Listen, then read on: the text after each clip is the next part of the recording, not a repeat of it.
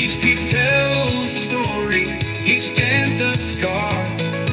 Lost in the rubble, but never too far. I'll keep searching no matter how hard. Mighty memories in an old wrecking yard. Mighty memories in an old wrecking yard. Mighty memories in an old Welcome to the Wrecking Yard. I'm Jerry Wayne Longmire, and y'all are presumably still y'all. All are welcome here in the Church of Internal Combustion. We just ask that you show up with an open heart, maybe an open mind.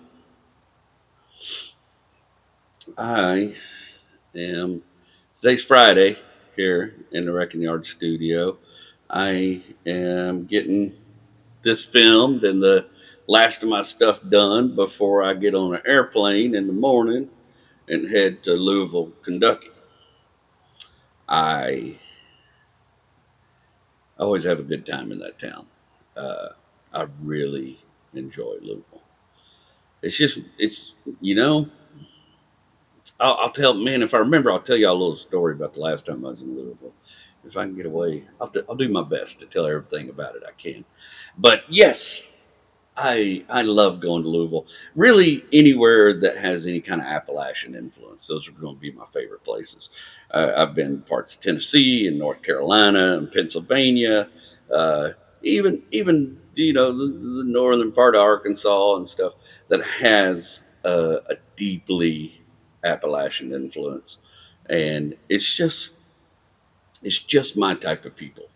I wasn't born up there. I was born in Texas and raised in Texas, but all of my people, my Papaws, all of them come from Tennessee and Southern Kentucky. And, that's why I sound like this. I do not have the accent of an East Texas man.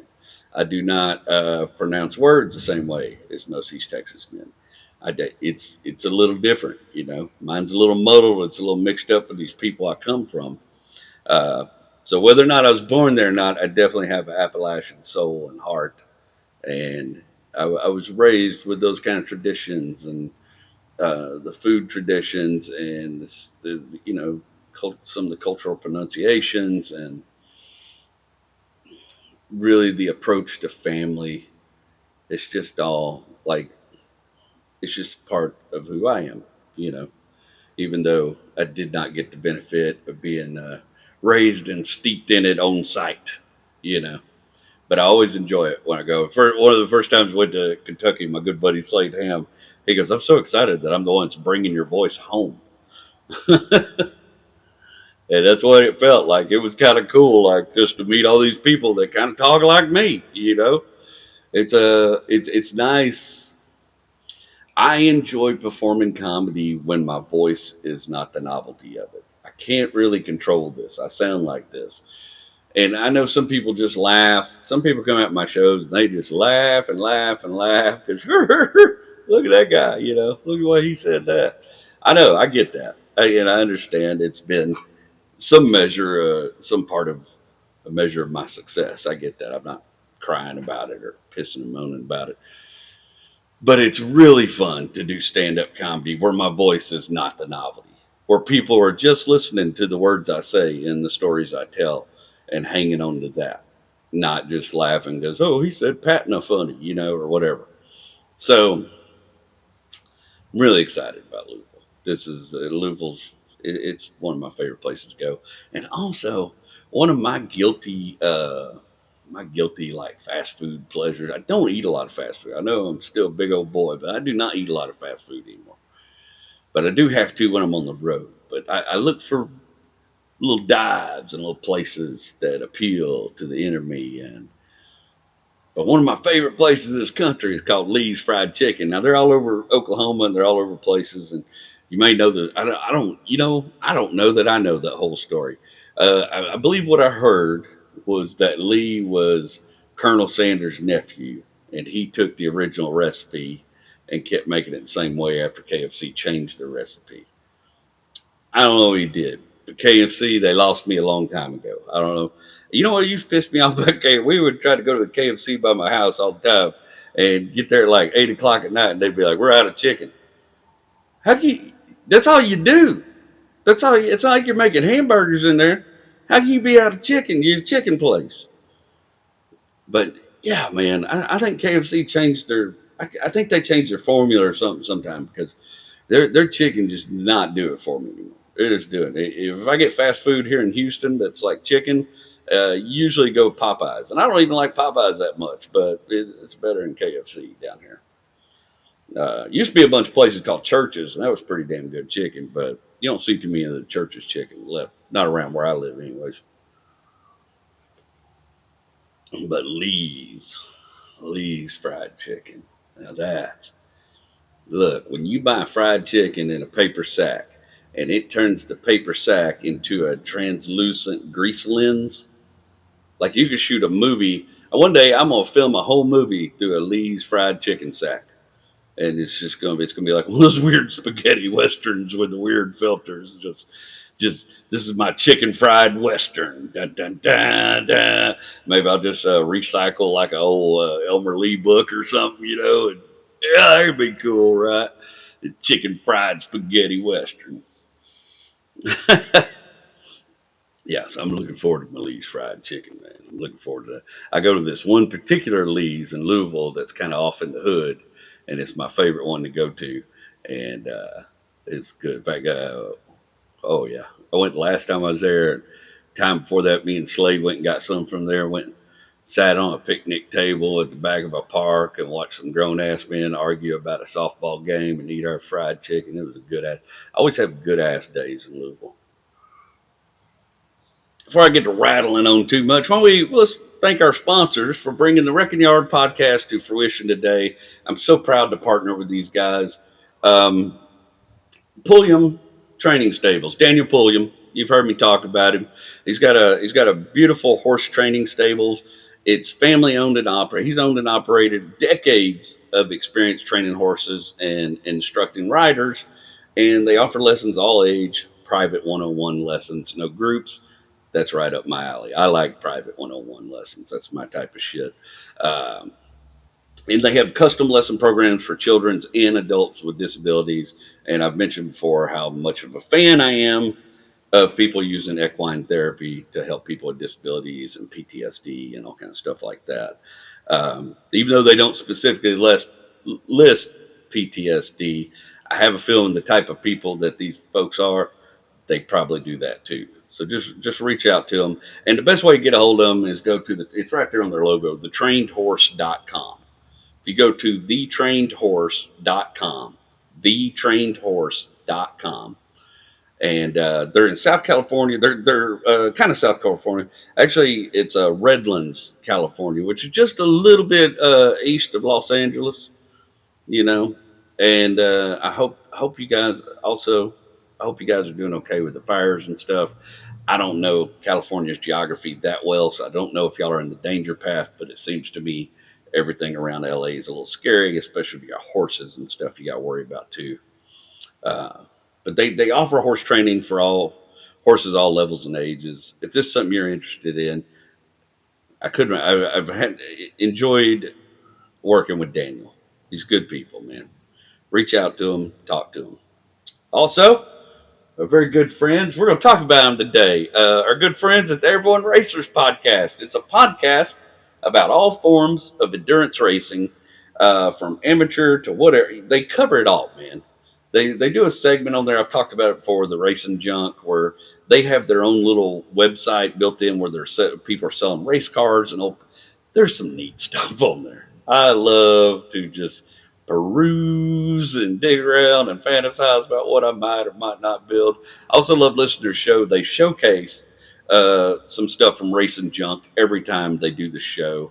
They talk about everything. They went out to SEMA.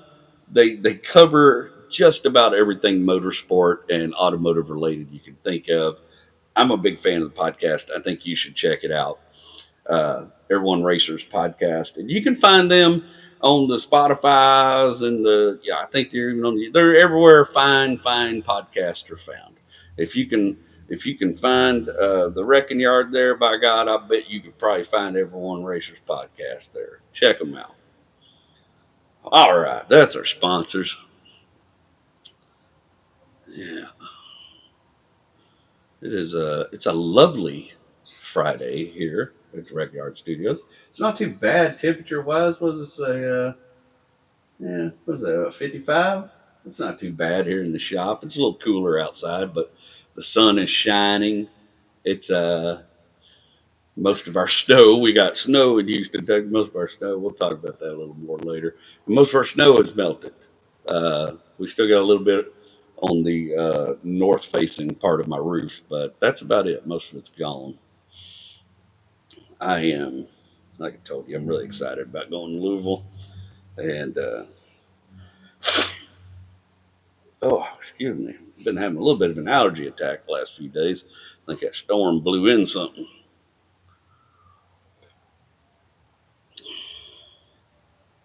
But it is just a lovely day. I hate to be indoors, actually, but I just got so much to do before I get ready for the trip. And then I got to edit this monster. So, you know, I just came off my little short mini Texas tour with my good buddy Sam Miller. If you're not familiar with Sam Miller, do me a favor, man. Go look Sam Miller up.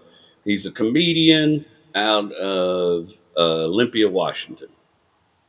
And I have no history with this dude. So here's the thing. I've been involved with comedy for a long time. So I got a lot of history with a lot of comics. I've known a lot of comics for a long time. Sam is not one I knew. Sam started about 10 years ago. We do not run in the same orbits. I'm not in the Pacific Northwest. It's kind of funny how I met Sam.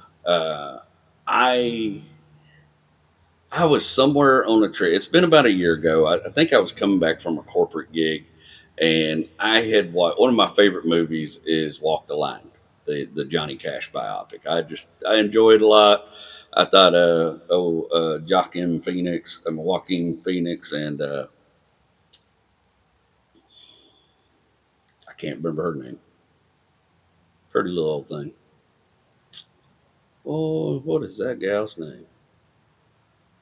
Something Reeser Spoon, Rosser Spoon. Reese Witherspoon. She plays June Cash. Uh, she's much lovelier lady than I ever found June Cash to be, but June Cash is a sweet woman inside and out. So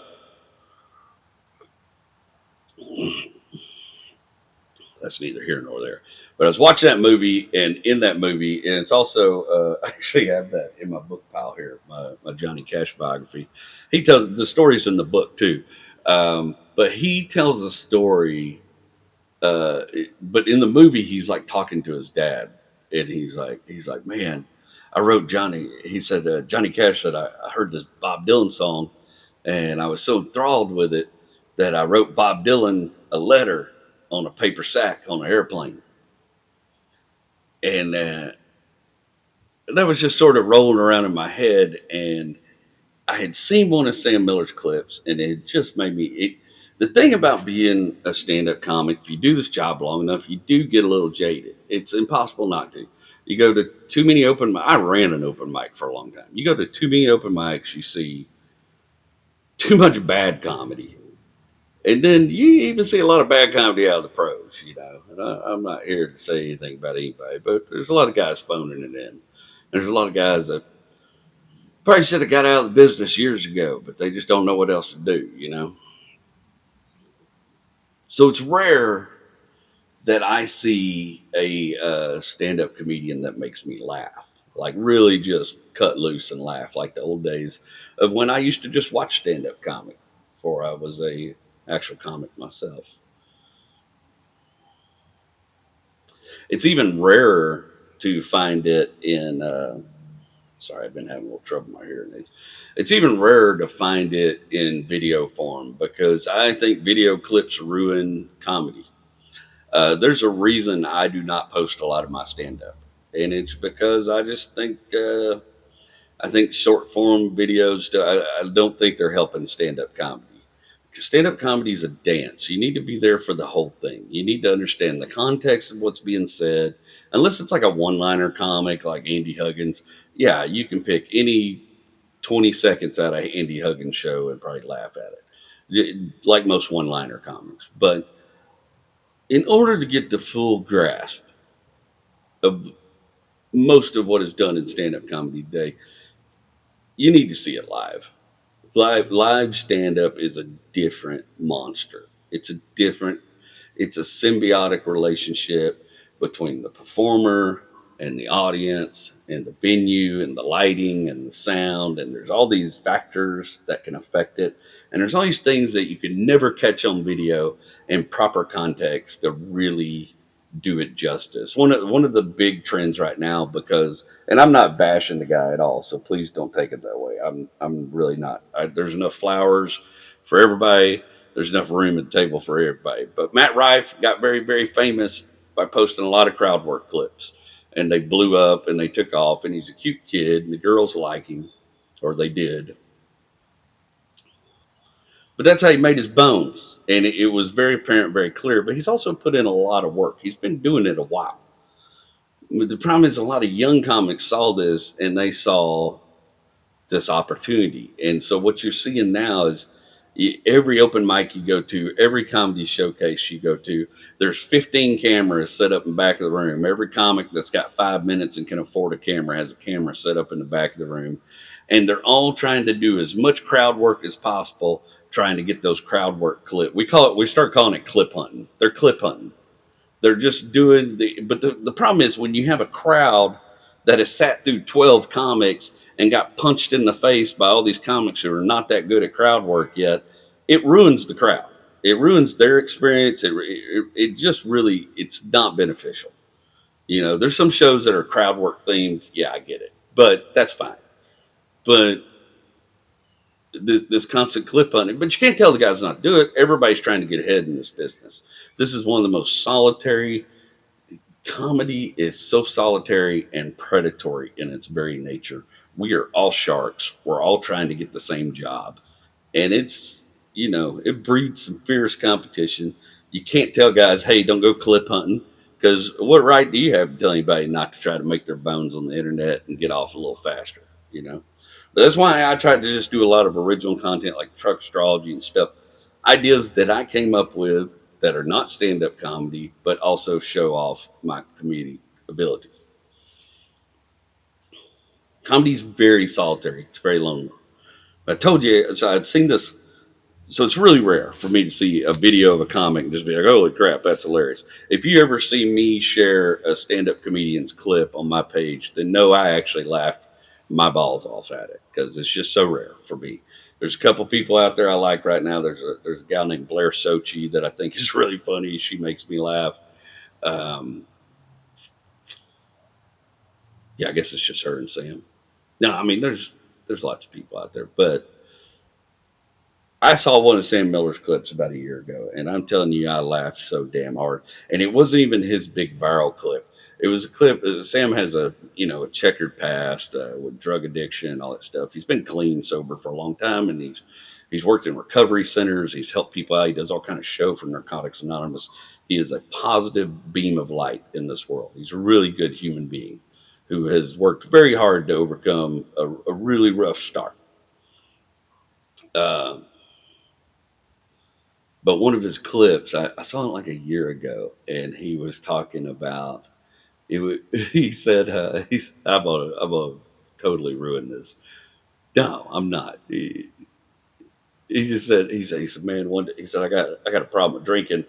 One time I got drunk, did meth for 8 years, and I laughed so hard. And it wasn't even that. It was right after that he does this whole throwaway line, so spring break, and it tickled me. He has a playfulness on stage, and it was very apparent in that short clip. And it tickled me. It made me laugh. And I was kind of thinking about that shit about Johnny Cash writing Bob Dylan this story, writing Bob Dylan and saying, "Hey man, I want to do a song with you. I want to work with you." Well, I was on an airplane, so I decided, obviously I'm Johnny Cash in this situation, and Sam is my Bob Dylan, but I saw him on Bob and Tom. He was doing really well, and I was like, I was like, you know what? I don't know this dude. I don't know anybody connected to this dude, but I'm gonna reach out to him and just tell him what I found, because I don't think we do that enough as entertainers. Like really find the things that entertain us anymore and support those things. And I said, I'll tell you what I'm gonna do. I'm gonna reach out Sam Miller. And so I did. While I was on an airplane, I wrote him a really long, convoluted Facebook message. And he of course responded after in a day or two, and then we kind of went back and forth and chit chatted a little bit. And at some point, I said, "Man, I'd really like to do some stuff with you, perform with you a little bit." And I don't know, 6, 7 months back, maybe longer than that, he was coming to Texas for his first time, and he was doing a show in Waco. And the next, he was going to be in Houston. No, no, no. So he comes to Houston. He came to Houston the first time, and I wasn't able to attend his show. But what I did was go meet up with him, have a cup of coffee, and just chit chat with the dude, get to know him. Really liked him right off the bat. Got along, vibe with his sort of approach to stand up and his approach to the. He's got a hell of a work ethic, you know. So then I think a few months later after that, he comes to Waco to do a show. And I wasn't going to be able to go to his Houston show again because I was booked somewhere else. Probably comics, we all worked the same hours. But he was doing a Waco on a Wednesday night. I said, man, let me drive to Waco and hang out with you, man. And come see your show. I hadn't got to see you live. And that's, you know, that's for me, seeing a comic live is where you really see the magic. And he was like, man, why don't you just come do the show with me? I don't have a middle act. Just come be on the show with me. And I was like, sure, man, no problem. So drive out to Waco and spend the day kind of hanging out with Sam. He had his mom with him on tour, which I found adorable and kind of sweet. She'd never been to Texas. And so he brought her down here on his run, and he was taking her to antiques places and whatnot and see some of the stuff she wanted to see. And she's just an adorable lady. And I really enjoyed getting to know her and getting to meet her. And I always usually have a high opinion of any fella that has a good relationship with his mama. I wished, I always wish I had had the time and to have one more with my mom as an adult, especially now that I'm older and understand things so much better and feel like I have a better understanding of her these days. Uh, And then we did that show that night in Waco, Texas, and I got to see. And I don't go weak, man. If I go in front of a comic, I'm trying to bury you, brother. I do not. I don't pull punches. I don't care if it's Wednesday night. I'll give you the show I can give you in front of you. I'm gonna make you work, and he did it, boy. He worked. And he followed me and put on a hell of a show in this little joint in Waco, this little beer joint, and maybe it was like a little brewery. I can't remember, Bear Arms Brewery or some shit like that. Anyways, it turned out to be a really fun show. I had a good time hanging out with Sam afterwards before I headed back to Houston and go back on the road doing my shows. And time went on. We talked, and Sam told me he was coming to Austin, Texas, to do the bulk and gas room in January. I said, let's plan a little run around that. And sorry. He was like, yeah, man, I'm about that. And so we booked some shows around that. I called my good buddy John Clay Wolf, they've got that venue, the Rattlesnake Roadhouse out in Walnut Springs, out there by the studio where they record the show. And I've enjoyed my friendship with John Clay Wolf. He's turned me on to a lot of stuff. Of course, he was eager to have us come play his venue on our way to Dallas. So we did a Thursday night in Austin at the Vulcan Gas Room, a Friday night at Walnut Springs Rattlesnake Roadhouse, and then a Saturday night in Dallas, Texas at a place called Sharks Comedy Club.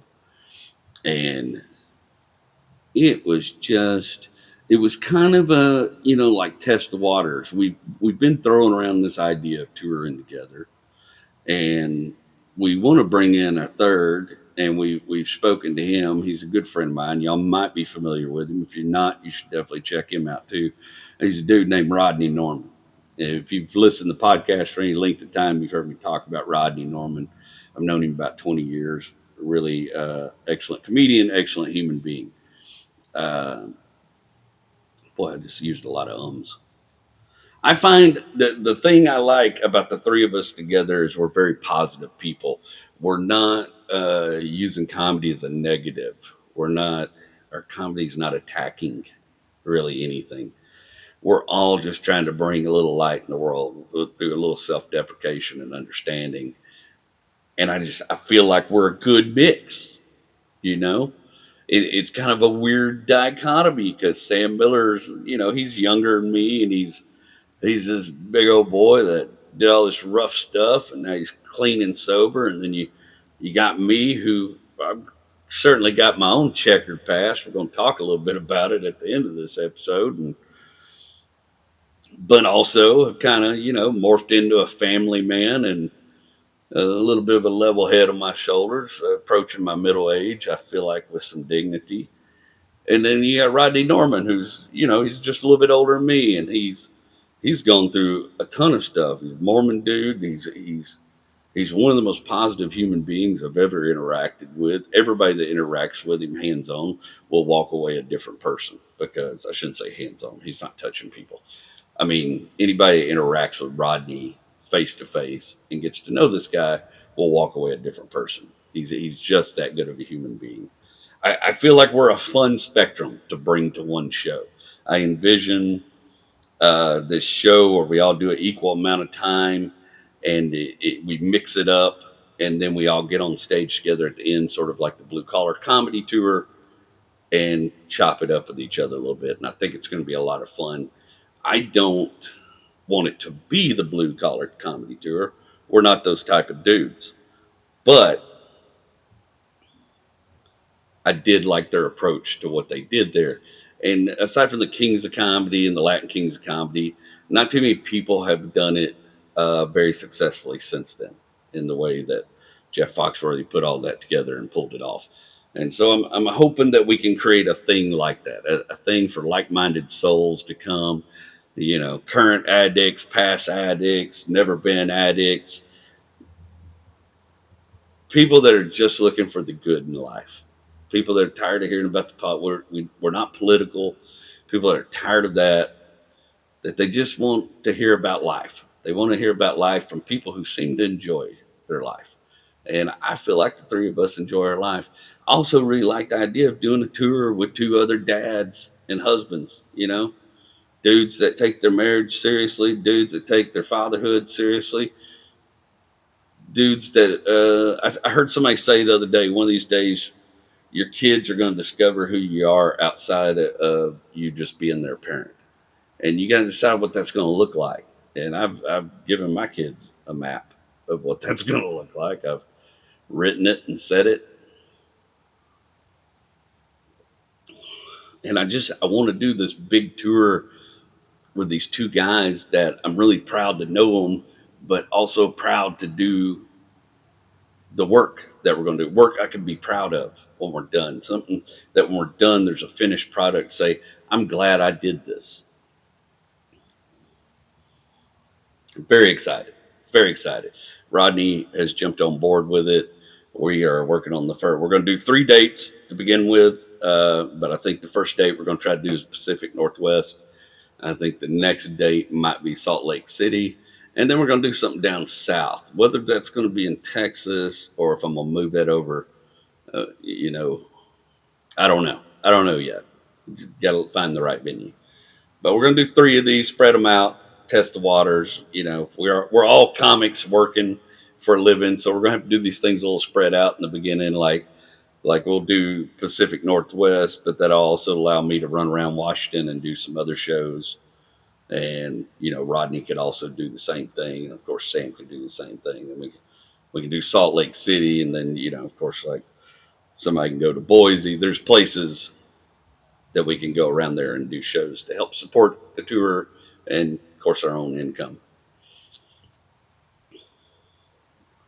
The Texas tour with Sam was a blast. I had fun the entire time. If you follow my Facebook, you saw us shooting pool, having a good time. Austin was incredible. I hadn't been back to Austin in over a decade. I did not realize I was on 6th Street until we walked by Oh, it's one of the OG Darwin. Was it the Is it Darwin's? Yeah, one of the OG pubs that it clicked like, oh my God, we're on 6th Street. I don't even recognize it. It looks so different. Of course, went to see the comedy Mothership. The Vulcan Gas Ring, 6th Street in Austin's crazy because there's like 4 clubs all competing with each other within a block. And I can't imagine how difficult that must be as a booker and a promoter to try to keep those club seats full every week. I feel like we did pretty good for a Thursday night. We had over 60 people at our show at the Vulcan. And I feel like 60 people in what is rapidly becoming a tourist town in a tourist area is a pretty good pull for a Thursday night. And Sam seemed pretty happy with it too. Of course, we promoted our asses off, and that show was fire from front to back. Sam's friend Danny Martinello, I probably got that wrong. I'll find out what it is and put it in the comments. He opened for us, and a dude named Justin Landers come out and did a guest spot. Funny guy. But that crowd, my friend always says I don't give the crowd credit or blame, but crowds are different. And that crowd, they were there to have a good time. And I could tell from the first joke that they were there to vibe. They were there to vibe and roll with me. And of course, I had several fans, and Sam had a lot of fans. He's a bigger deal in Austin than I am. And but those Sam's people like me too because we're kind of the same type of folks. And we vibed from the beginning of that set to the closing of that set. I was riding a wave and throwing punches, and I know it went well because I'm not a big merch guy, but I decided to take merch on this run. I had this big box of merch left over from last year that still had. I'm not good at selling merch. I'm they used to talk about Sam Kinison being a preacher, and they said his biggest failing as a preacher was he couldn't collect the money. Well, I'm a preacher that can't collect the money. I'm not good at selling merch.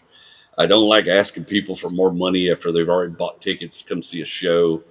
I just I will always be a poor boy from East Texas in my heart, you know. So it just feels like, oh, I got to ask this person money. I don't like that.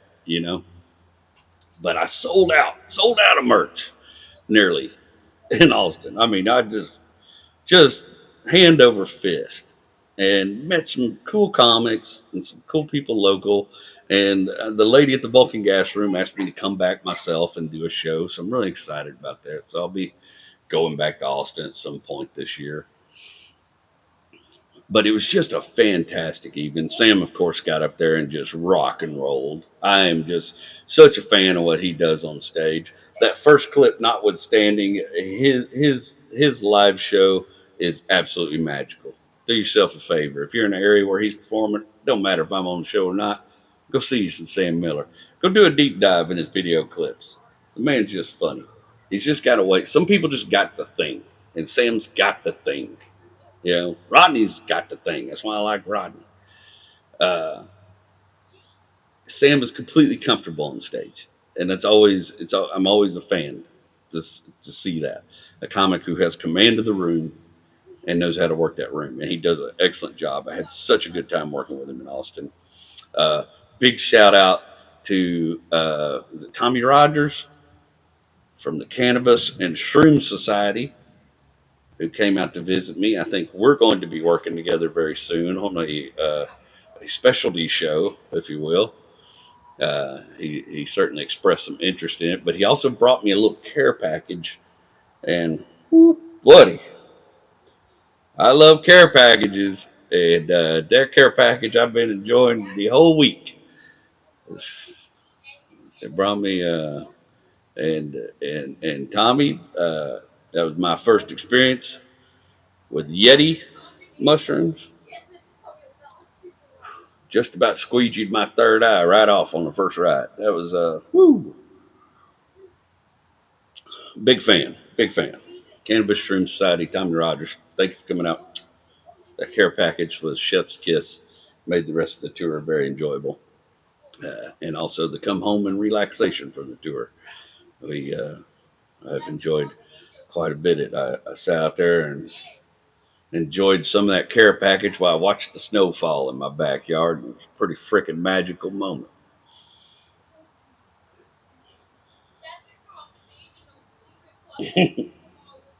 Whole time we were in Austin, Sam kept trying to get me to go ride. I didn't know I had a phobia about this. I didn't realize it until he put me on the spot. But Sam wanted to go ride in one of the self-driving electronic car, the EV cars, self-driving electric cars that they have around Austin. And I said no, no. I've done a lot of crazy shit in my life, but getting in a robot car, not on that list yet. I didn't even know it was a phobia until Sam started trying to talk me into it. And the more he tried to talk me into it, the less interested I was in doing it. You know. And we left Austin that night. We went straight on Walnut Springs. John Clay Wolf was nice. He's rebuilt. He took this old car dealership from the 40s and he's refurbished it. It's called GMTV Garage, and he's got some of his car collection in there. And he's got rooms in there, like saloon rooms, and there's a big, beautiful saloon upstairs where you saw a shooting pool.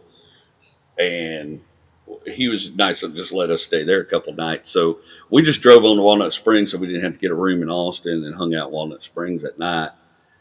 Got up the next day, went to Glen Rose, Texas, which if you're a dinosaur fan, you know that's where a whole bunch of the dinosaur stuff was found in Texas. And just about every pasture or open piece of land you drive past has, artificial dinosaurs everywhere. So it's kind of a loony ride. But there's a little park in there called Big Rock, and Big Rock's really cool. It's called Big Rock because it's got big rocks, and I mean big, like Cadillac SRX sized rocks, big rocks. And we had a good. We wanted to shoot some marketing photos, so we took my timer and my tripod, and we had some fun. And post a handful of those photos up there. You might have seen some if you follow me on my other platforms. But we had a ball out there hanging out. And there's a little, a little like a drainage dam and everything there. And apparently they stock it. What we didn't know is we met a fisherman and his wife, and they were fishing off the little dam there, and we struck up a conversation with them. They're very affable, friendly people, and they informed us that they stocked that little waterway there with trout. I'd never seen trout in Texas except for like speckled trout off the Gulf Coast and stuff. And so they were fishing for trout, and you can catch five of them, put them. They had about five of them in a bucket. They was having a good time. Nice people. They told us a little bit about the park, told us about some of the dinosaur stuff, and kind of gave us a little guide to the town, which was cool. I always like getting that from a real person. And there's another I've been trying to cut those out. When we got ready to leave, we of course walked around the park and did some exploring. When we got ready to leave the park, the fellow was up by his van. And of course, we struck up conversation with him again, and he introduced himself to us, and said, "You guys like fishing?" And we're like, "Yeah, man, we both enjoy a little fishing here and there." And he reached off in his van. He brought out two copies of this book, and it's a book he'd written. I wish I'd brought it here with me. It's still in my car. His name's Barry Osborne, and he holds more fishing records in the state of Texas than anybody else. He's fished just about anywhere, though, and he wrote this really cool fishing book. And the dude was famous, at least famous to me. So I got a picture with him. I put a picture up there. I was just like, what's the odds? That's why you got to get out and live life sometimes. And you got to get out. What's really funny is I know Sam's like a big outdoors guy. And so when I was on the Christmas tour and I was leaving Walnut Springs, I happened to drive by that park and see it. And I was like, man, this is a perfect place. I'll bring Sam over here. He'll enjoy shit out of this. This is his type of stuff. Turned out to be a great day. We meet this dude who's also really cool. And then the show in Walnut Springs, we ate at the Cantina, the El Bosque Cantina in Walnut Springs. There's a new restaurant there, and it was amazing.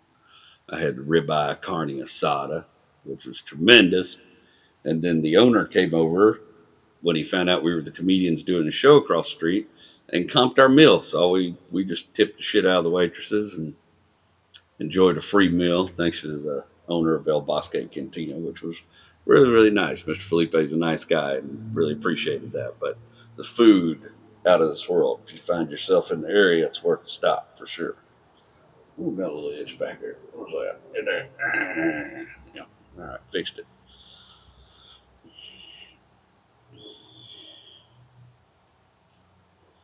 Of course, then we did the John Clay Wolf show Saturday morning.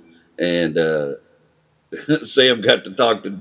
So Joe Exotic, the Tiger King, if you're familiar with him, calls into the John Clay Wolf Show a couple times a month. And he happened to call in while Sam was there. So Sam got to have a conversation with the Tiger King. And so I know that tickled the hell out of him. We're going to clip that up for him. And then we tried to recreate the scene from Dumb and Dumber on a four-wheeler with me and Sam. And I will see if I can clip that footage up for y'all. You can see it. The audio didn't work out, which is funny because we were doing all the lines from Dumb and Dumber. But I got on this four-wheeler and Sam got on this four-wheeler behind me. And you see how bad it slows down when he gets to the top of this hill. And you're going to hear Sam cut up laughing here in a minute. And it's because he goes, "Are you flooring it?" I go, "Yeah." That thing was just me and Sam are a lot of boy on a four-wheeler, you know.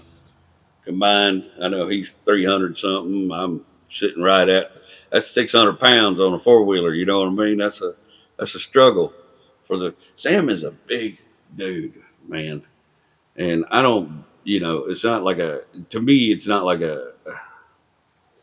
don't say that like I'm saying Sam's fat. I mean, he's just a big human being. He's like 6'5", 6'6". He's just a giant among men.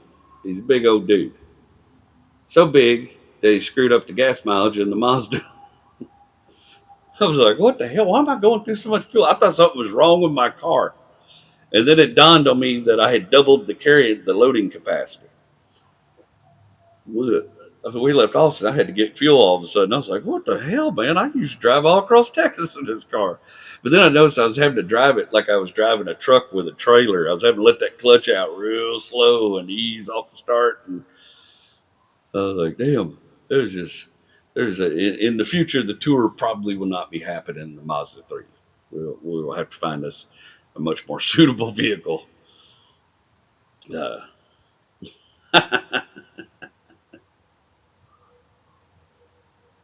Of course, we did the show in Dallas, which was really cool.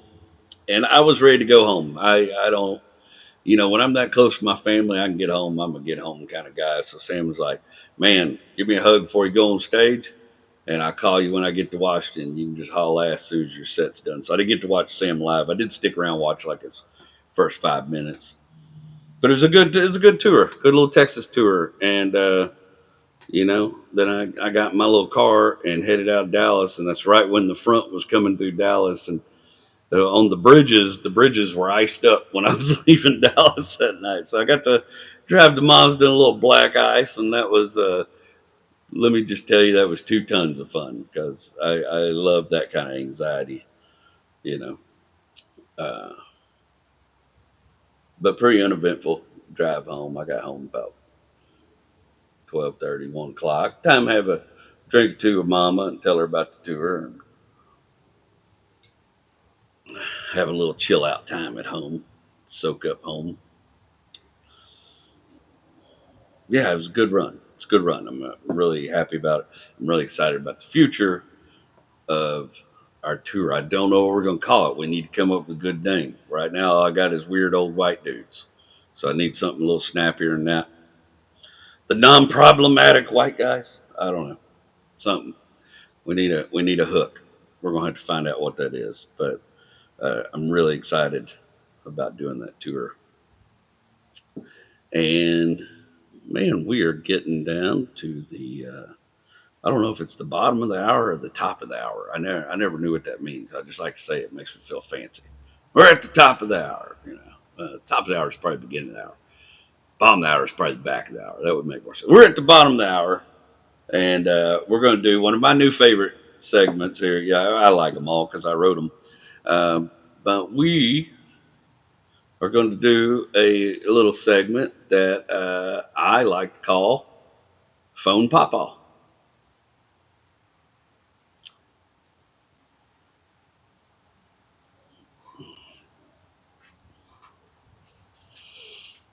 I'm going to scooch over here and make room for the old man. I'll tell him I called him an old man. Yeah, I started this new little thing, and I'm really enjoying it. It's called Phone Papaw. And y'all know him. He's the titan of trades days and the beast of bartering. It's Papaw. Hey there, Sonny. Papaw, what's a good word today? Well, if I was doing any better, there'd be two of me. Boy, and the world would never be the same. Well, laugh it up, Chuckles, might be an improvement. I mean, yeah, that's one possibility for sure. I can see how the world might benefit from another retiree that gripes about everything. Well, somebody paying you extra for sass talk? Speaking of sass talk, did you get a chance to catch up on some episodes? No, I was going to, but then I decided just to keep on enjoying my life. Was your coffee a double today? It seems like you're on one today. Well, I took my pickup over to the Ford house to get the oil change, and they run the price up another $12 Well, on me. Papaw, folks got to raise their prices every now and then to keep up with inflation. Boy, now you sound just like one of them. That old smooth brain service writer talking about, Mr. Longmire, the prices went up because of inflation. Hell, seems like everything inflated except my money. I tell you what, Sonny, my money felt smaller by the day. I ought to call it deflation. Just a bunch of nonsense. I told him, you're going to have to get up earlier than that and pull the wool over my eyes. What are you going to do about your oil change? Boy, what I should have done years ago. I run over to the Walmart, got me some Castrol and a filter, and now I done brung it to you to do it. So now inflation is screwing me. It's bad out there, Sonny, with that inflation. Clearly. How about I just give you the $12? Are you trying to big time me, Sonny? Yeah, I see you, Diamond Jim. It ain't about the money, it's about the principle. The principle that you don't want to pay any more money. Exactly. Well, as long as you get to stick to your principles. I ain't got to. Well, I reckon we better get to our segment and see who phoned Papaw this week. Our first caller is Brett Thompson. Hi, Papaw. Can I set these new car batteries on concrete? Well, Sonny, I ain't trying to tell you how to do your business, but you won't catch me setting no battery down on no concrete. No, sir. You need a slip of wood underneath it to protect it. You know, Papaw, the new batteries can be set on concrete. They're made of better plastic. Boy, I didn't know we changed this to the Phone Junior segment. Could have sworn they was asking me for advice. I'm just saying that battery technology. Well, Diamond Jim, you said as many batteries as concrete as you want. I ain't got no money to burn like that. First you tried to big time me over my oil change, and now you just got battery money to burn. I'm not. You know what? Never mind. Let's just go to caller 2, TJ Benz. Papaw, can you explain the Fahrenheit system because I'm struggling? Boy, we must be from across the pond, one of them foreigners.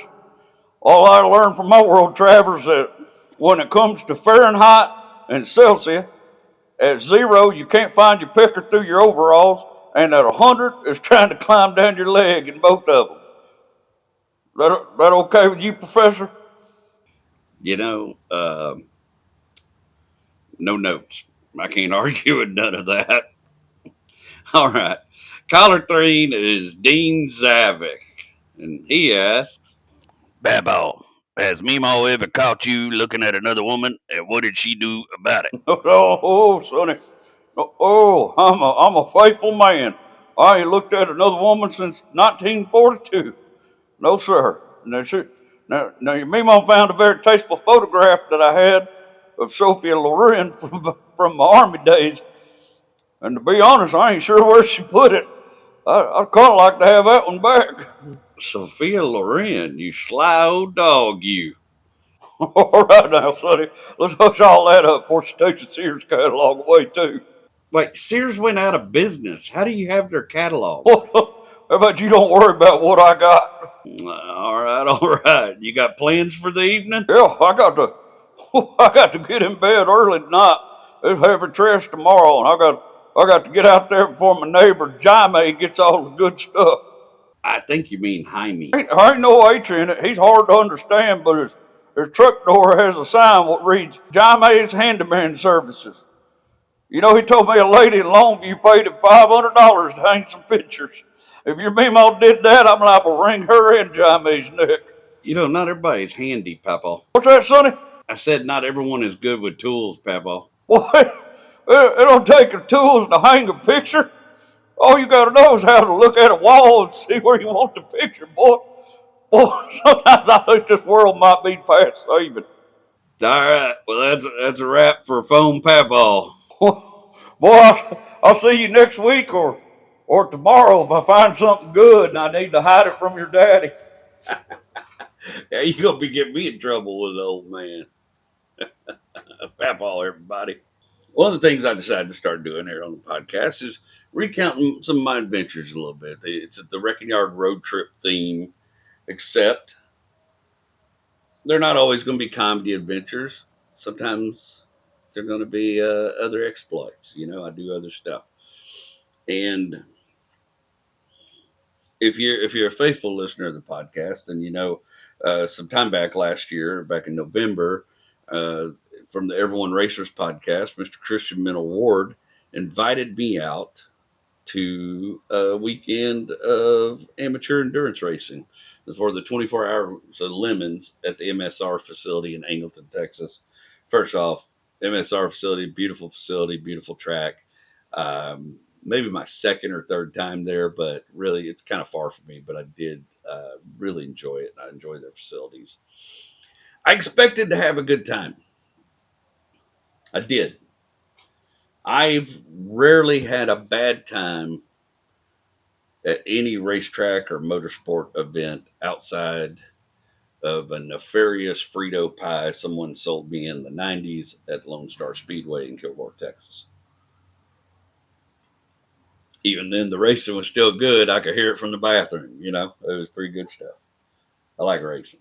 I'll go freaking watch Belt Sanders race. You know what I mean?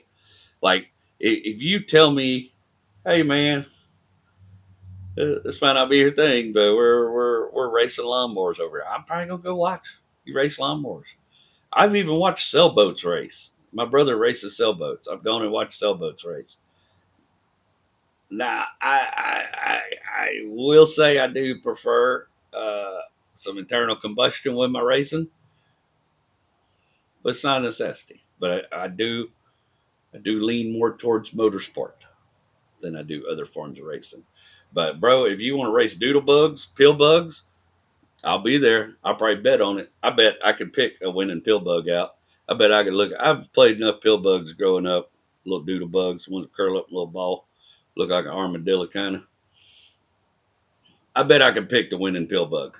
I think I could look at it and determine if he had the stamina and, the 32 calves to go the distance or however many legs a pill bug has. It seems like a lot. But I think I could look at his old wiggly legs and his carpus, and I could pick a winner, bet a little money in the pill bug races. If such a thing were to exist, I'm saying I'd probably go check it out. I love racing. Now, I'm not the young man I once was.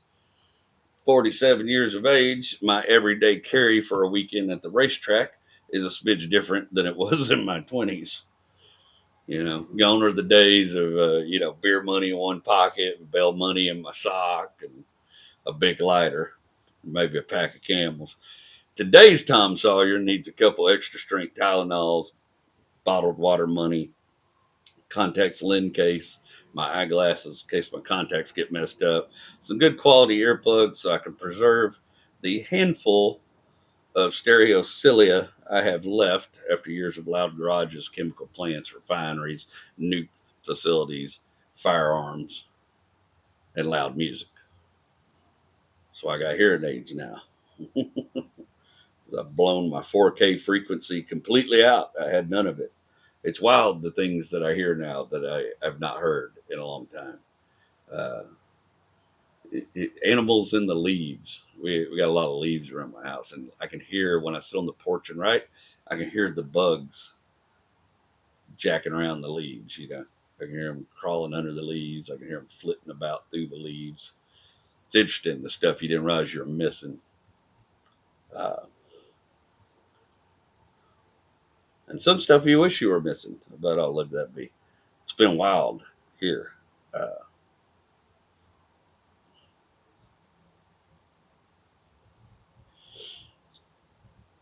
Having been a motorsport fan for most of my life,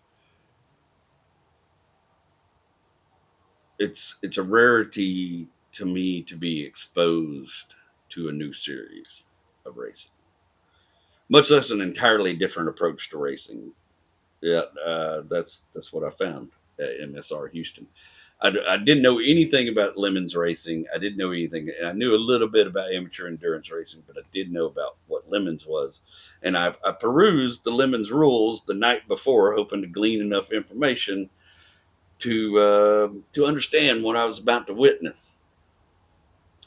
Um, Granted, being a motorsport spectator doesn't often require a Mensa membership to follow along. I once found myself at a drift event completely clueless for a longer period of time than I care to admit. It's not that I don't love melted tires and noise and sideways cars. I just had no idea how they figured out who the winner was, because most of the racing I'd ever done or been at in my life is about who's the fastest. And I watched that whole drift event. And when they picked the winners at the end of the day, I had no clue why they picked them. If you'd have asked me before that who the winners were, those were not the names I would have given you. So I don't understand drifting. So I wanted to go in Living's little, and the rules kind of help you. The rules are kind of wacky. You should go read them. They're really fun. Living's racing is a very silly approach to racing, and I'm here for it.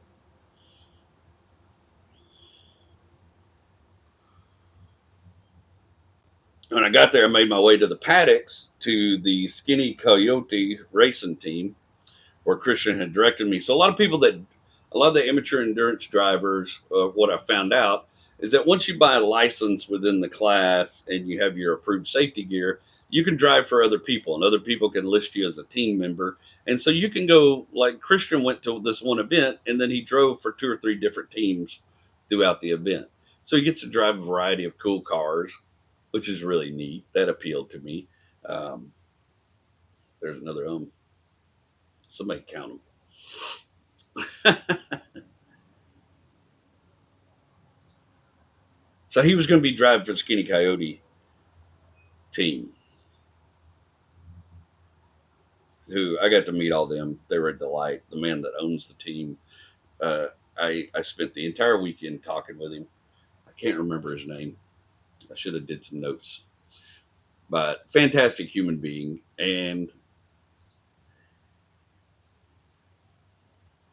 the endurance racing as a whole is so far removed from experiences I've had at racetracks, and Lemons like really takes it a step further. But basically, for all intents and purposes, the track goes cold and hot at the same time every day for the same number of hours, permitted, with weather delays and such like that. And then the goal is to get that race car around that track for as many laps as you possibly can in that time period. But at the same time, you're going to be dealing with breakdowns, penalties, occasionally an accident, occasionally a weather delay, depending on where you're at. Sometimes a lot of weather delays. But from green flag to checker, you're just trying to get as many laps as you can around that track. And any rational fool will tell you that the key to being successful in this type of event, you need to be consistent, steady, the tortoise to the hare, if you will. Luckily, racing will always be full of irrational fools, and those are my favorite kind. And it's like how they're doing math, like how many fast laps equal 2 days of slow laps type fools, and how far can I push this Mazda 2.0 before it gets up to ghost. There's a lot of Miatas on the racetrack, a lot of Beamers, a lot of Miatas. So much, in fact, that you get bored with them after a while. It's hard to get excited when everybody's got the same Beamer and everybody's got the same Miata. But there were some unique cars. There's some cool stuff going on. But that's an easy car. It's an easy entry car to get in. A Miata is an easy car to get into this type of racing. The rules ask for a $500 budget on the car, but then also allow and promote for a healthy safety budget.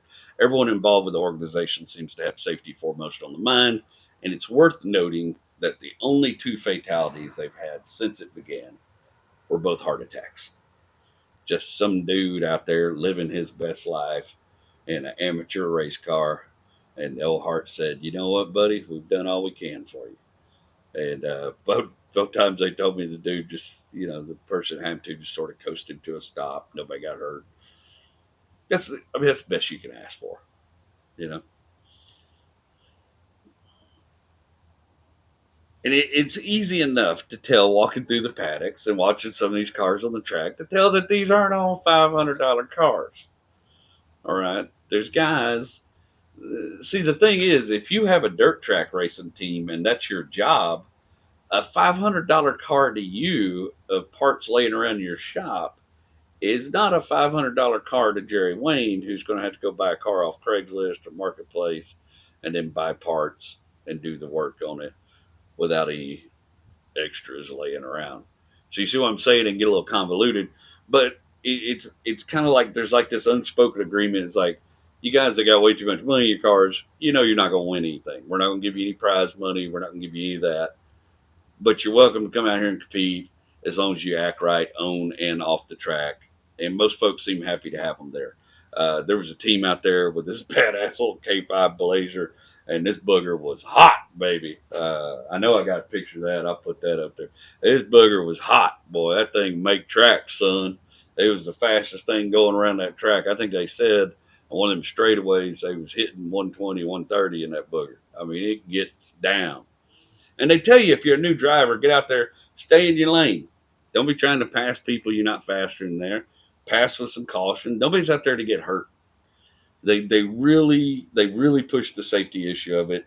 It's a great thing, man. There's a sense of connection like I unlike anything I've ever experienced on a racetrack. There was just this sense of, and the only way I know to explain this, I grew up going to drag strip, and I grew up going to dirt track events, and of course, y'all know that I'm sort of involved with the World of Outlaws and World Racing Group, and I do some events for them. But I'm not gonna tell you who, but you walk into somebody's pit, like where they're setting up their car, especially at the World Outlaws level, and they'll throw a tarp over that engine. They don't want you to see anything they're doing in there. You know what I mean? Like there's like, hey man, what are you doing in my pit type mentality. There's not, and I've noticed that in tons of form racing, drag racing, everything. Everybody's trying to conceal their secrets or their dirty little tricks. But you would walk around these paddocks at Lemons and people would wave you over. First of all, I ain't gonna lie, it was a fun place for me because it's kind of my niche group of people. There was a whole lot of people going, truck guy, and were excited to see me. So I got invited to a lot of paddocks, but nobody once covered. They couldn't wait to tell me what all they'd done to their car. You know what I mean? They couldn't wait to tell me every little secret and every little thing. I saw so many cool little rides out there. It was a fantastic experience. It's very much like I said. Even when they got a hard head that's out there acting up, the judges don't like go after the guy being a dick to him. They approach him with a sense of rationalness and honestness and try to explain to him everybody's just out there to have a good time. And a lot of these guys, they told me story after story. Guys come out there from other racing groups, hot headed, a little pushy, a little aggressive. And after one experience of Lemons, kind of getting the vibe and realizing this is a whole different type of thing. These are just gearheads having fun, loving cars. I walked away different because of this. I promise you. The judging, all the judges were cool. I got to hang out with them. I did a video of Rashid's truck. The judges were excited to have me there, and I was excited to be a part. And so they got a little judging pit. After they do pre-inspection, the track goes green, cars start running. Then they got flaggers up there watching the track, and somebody spins out. Once they get a little warning, come through the judge's pit. The judge come out there and talk to you a little bit. It's basically a time penalty, right? Because you're not on the track making laps. And the judge would come out there and, hey man, you slow it down. You're overdriving your car. We don't want to see anybody get hurt out there. You spin out a second time, they're going to bring you in there and they're going to put a little penalty on you. They may give you another talking to, but it's going to be a little longer talking to because they're trying to keep your car off the track. Put a little penalty on you. But the penalties are wacky, man. They have fun with it. They had one called the Bob Ross penalty, where if you cause enough problems on the track, They come in there and park your car in the pit, and they got a set of oil paints, and an easel, and you have to sit there and do a Bob Ross style painting that the judges all approve of before you're done and can get back in your car and go run laps again. That could be a long penalty for the wrong dude. You know what I mean? Uh, one particular, I think what they got caught doing was speeding through the paddocks. They kept speeding through the paddock, or they've been warned, and then they got caught speeding through the paddock again. So they brought their car into the judges, and then they took the driver, and the driver climbed on top of the car, and they cellophane wrapped the driver to the roof of the car with a bullhorn, and then made another member of the team slowly drive through the paddocks at 5 miles an hour while he repeated over the bullhorn, "I will not speed in the paddocks. I will not speed in the paddocks. I will not speed in the paddocks." It's hilarious. I mean, the judging alone is worth the price of admission for the event. And they do all kind of fun things. So they do all these themes out there. There's all these kind of themes. So this time the judges, I don't remember what their theme was. Dadgummit. It was kind of fun. Oh, it was Marvin Zindler. It was like a Marvin Zindler slime and the ice machine theme. So you can bribe judges. Sometimes you can bribe the judges, and they're open to all kind of bribes. But if you bribe a judge and you get away with it and get rid of the penalty, they have a stencil, and they come and spray paint their stencil on your car so everybody knows you bribed a judge to get out of your penalty. And it's become a point of pride for some of the drivers to how many bribe stencils they can get on their car, and the bribe stencil's different every time. I, of course, being an old Houston boy, loved the Marvin Zindler approach to it, and the judges all had wigs and colored sunglasses, and it was a lot of fun. They asked in the future if I might be open to doing some guest judging. I would 100% do it in a heartbeat. I would love to be a part of that. I think my penalty, since I do the truck astrology, is I think if you got a penalty for me, I'm gonna make you write an original roast joke without any curse words about the first 3 cars I pick out on the parking lot. And if the judges all decide your joke is good, you can get back in your car and go run. Something like that, man. We'd have fun with it. But there's all kind of events out there. You get points. You can win prizes for having themes. So there's all kind of the Skinny Coyote guys. One year, all dressed up like they were IMSA scouts, because that's the joke, is that IMSA is out there scouting for drivers. They're not. And some of these hardheads get out there and like, I'm trying to look good in case somebody's out there. Nobody's out there scouting you, bro, at the Lemons race. They're just not. But they all dressed up. They had lab coats that said IMSA on them. They had clipboards, and they were writing stuff down about everybody. And of course, the Skinny Coyote truck is a little Ford Ranger with a 302 wedged off in it. It's a cool little truck. And they had it painted up with this IMSA paint scheme and everything. And they had won prizes for that, and they do all kinds of stuff. It's not, look, racing is a hard place to make money for sure, right? Anyways, no matter who you are. But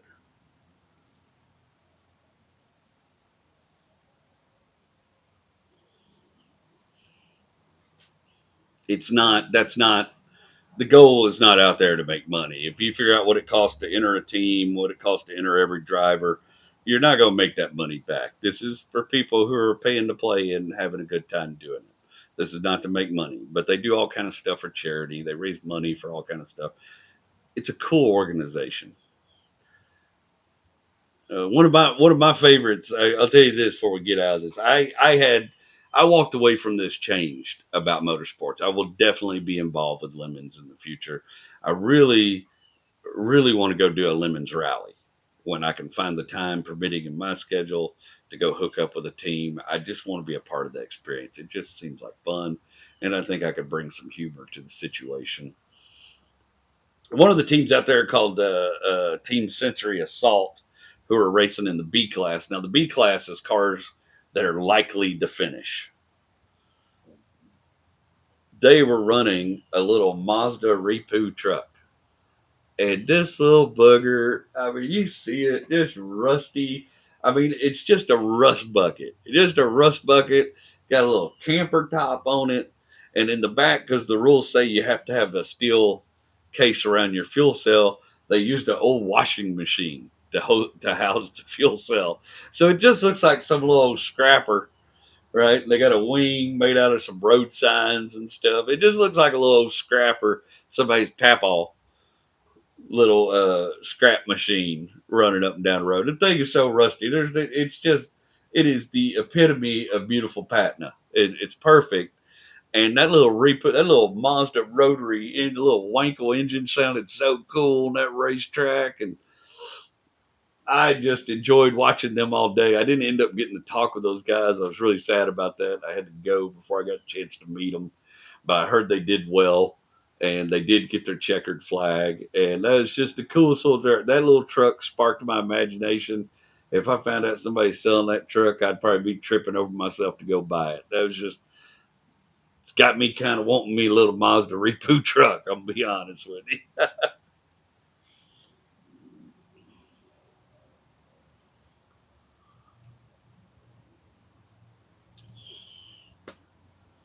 It's a good time.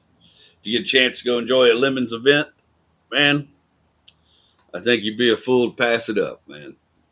That was a good time. I can't thank Christian Mental Ward enough for having me out there as a guest and introduced me to everybody. I just had a fantastic time all weekend.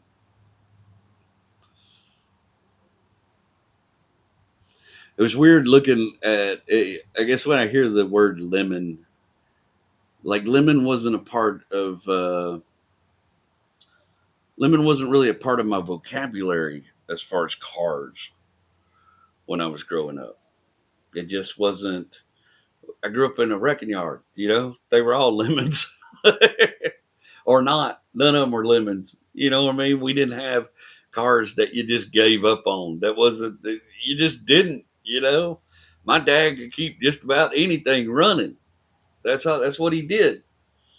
So it never dawned on me that some of these cars were lemons. Like my papa had several Ford Pintos around that wrecking yard one time. I think half his daughters drove a Ford Pinto at the time. None of them ever blew up, and they kept those little Pintos running. They had a little, what was that, 2.3 liter or 2 liter Ford 4 cylinder. It's a good little engine. So cars run pretty good. Lemons was a strange thing to me when people talk about lemons. I didn't grow up feeling that way about cars or understanding them in that concept.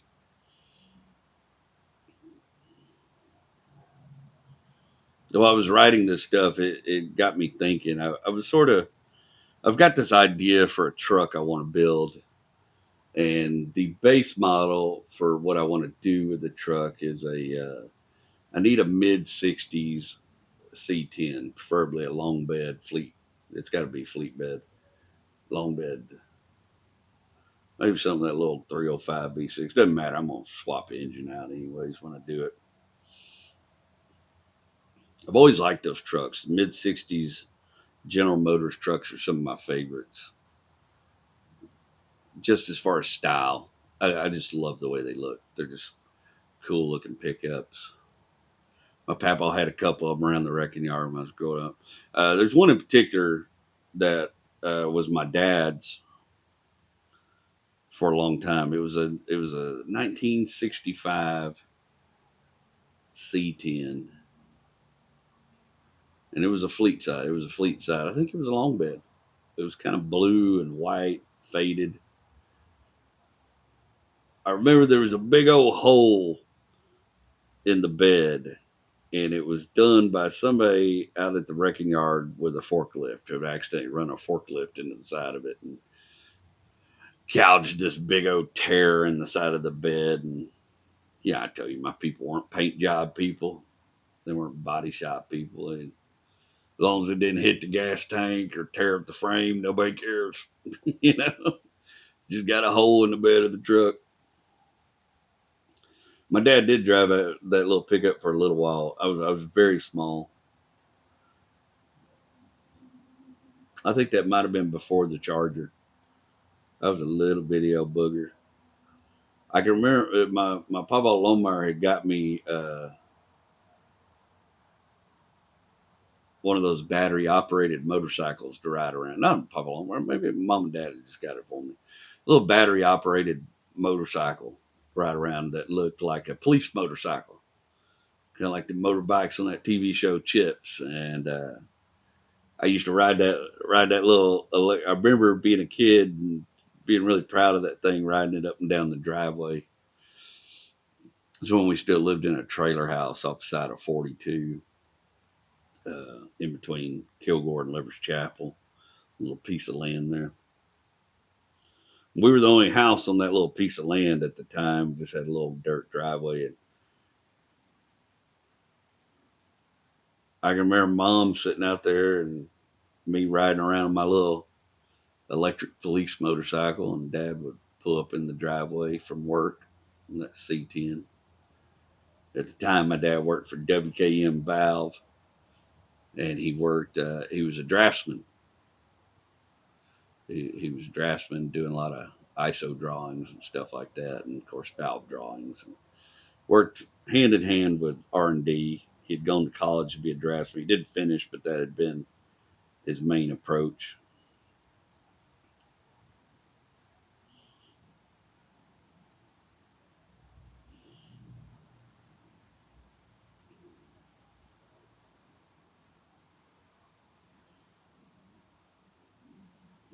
But I remember riding with him in that pickup, and it seemed like that pickup would break down on him from time to time. And Dad would just get out and fix it, and we'd just go on down the road. Like, my old man was the king because he had to wear a white shirt and a tie, to work in the draftsman department.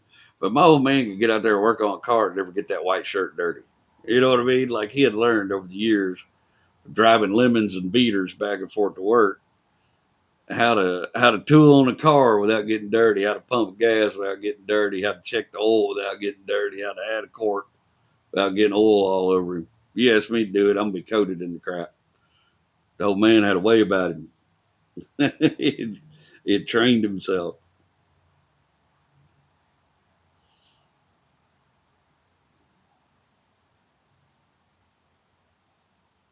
Well, I bet I've liked them trucks ever since. I've always found that to be a good looking truck. I like, of course, y'all know I like a fleet side better myself, anyways. I don't mind step sides on the older trucks like that, where the trucks had some curves and it makes sense. But man, them old fleet side mid 60 GMs, that's where it's at, baby. Give me a C series with a straight bed. That is where it's at for me. That's a mean looking pickup.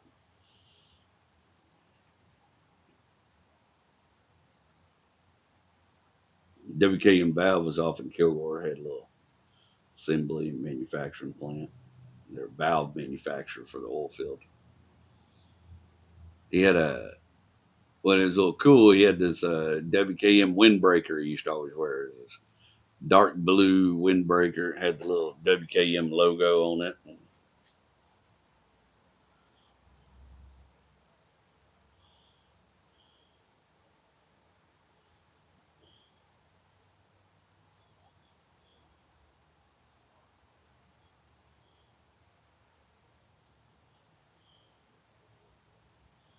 Every once in a while on a Saturday, my dad would take me to work with him.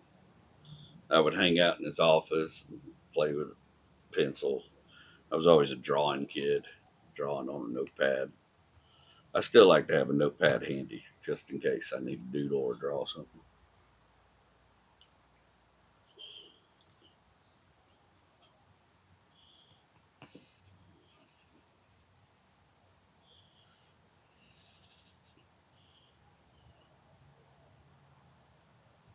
We were headed into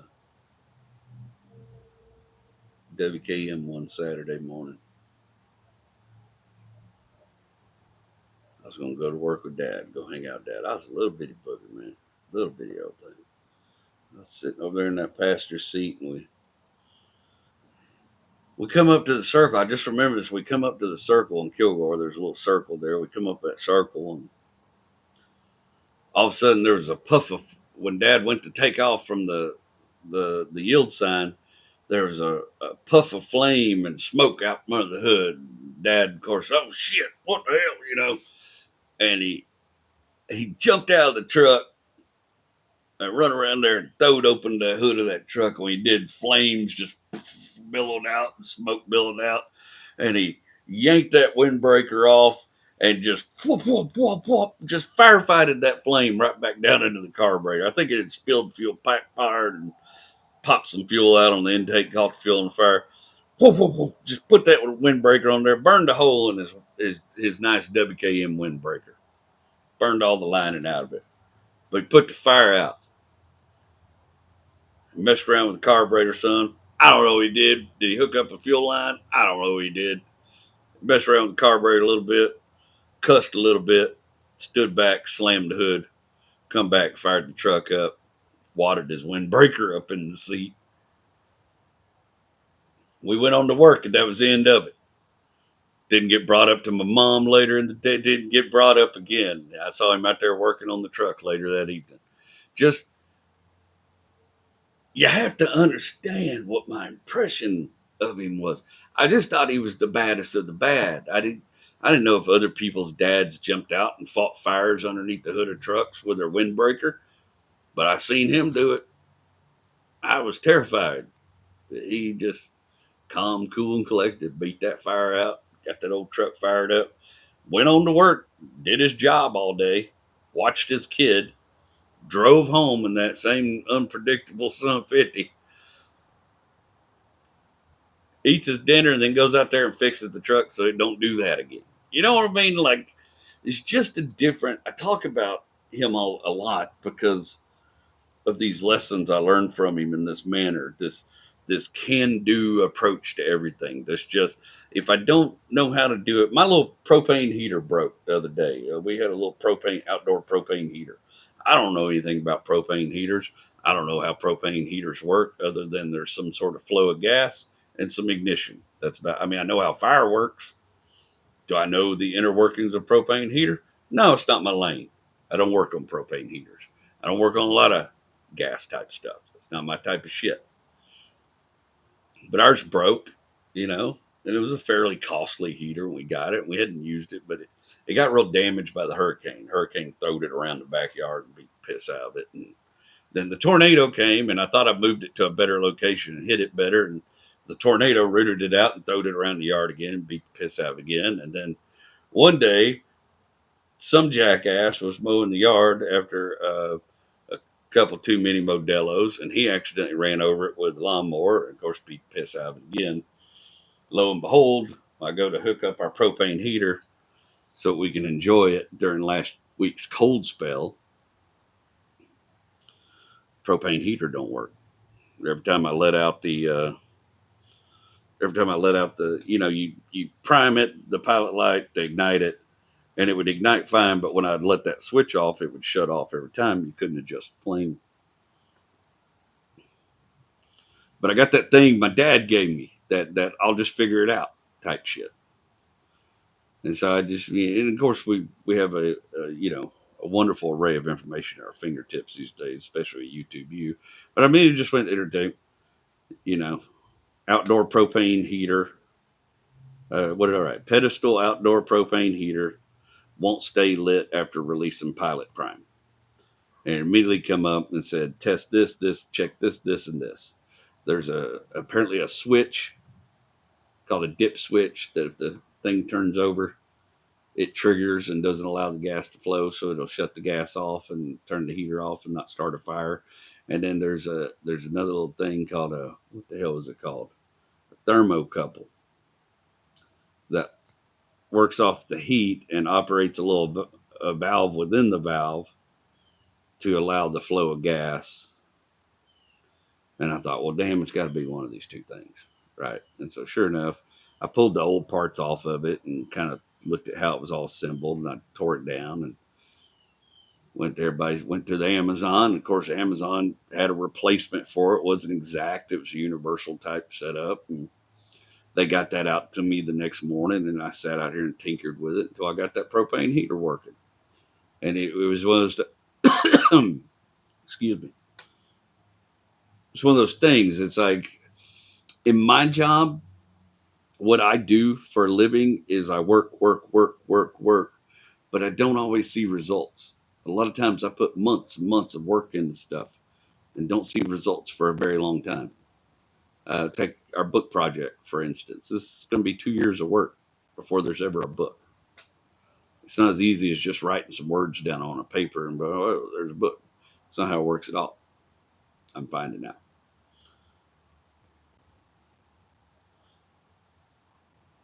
That's a lot of what my job is just work, work, work, and hope you see some result. And you don't always see the results from your work. So it's really nice. There's a sense of pride that you get. There's a sense of accomplishment that you pick up when you do something where you can just fix it and then you're done and the results are right there. I started out with a broken heater. Now I got a heater that works. There's a sense of accomplishment in that. There's a sense of you like seeing those results. It's one of the reasons I like doing woodworking as a hobby, because I immediately see the results of my efforts. It's a good thing. It helps my brain deal with the fact that I put a lot into this other work that I don't always see results of. And if I do, they're very slow coming. My dad gave me that, though. I know he gave me that sort of can do, I'll just figure this out kind of attitude. Like I said, I don't know dick about how a propane heater works, but now I have a pretty decent understanding and I was able to fix mine. I encourage more people to do that. The internet's a wonderful place. Man, Wendell Wiggins was right. We actually got freaking snow in Houston. You have to understand, as a long-term Houston, Texas native, I have maybe seen snow in this city 4 or 5 times in my life. And most of the time, it's so fleeting. It melts by the time it hits the ground. You just get to experience it as it's falling. Now, I've lived in other places where it snowed a lot, and I've experienced all different kinds of snow in that aspect. But having it at my home was a different experience. And I'm telling you, we started getting some snow Monday night, and by Tuesday morning, it was coming down, buddy. And it was enough out here that the kids could get out and play in it, have some fun. We made some snow sculptures, and my little Noah boy, that booger throwed snowballs at everything. Throw snowballs at me, at the windows, at his mama. Throw snowballs at his sibling, throwing snowballs out in the street just for the sake of throwing snowballs. That was a snowball throwing booger. He had himself a grand old time in that snow. That's maybe the second time they've ever seen snow in their life, and they're like 14 and 12. Yeah, and that's like maybe the second time they've seen snow. But it's the only time they've ever seen it coming down like that. Like we literally it was snowing. It was like what I know to be snowing. Like it really came down, and it was an enjoyable experience. It's weird.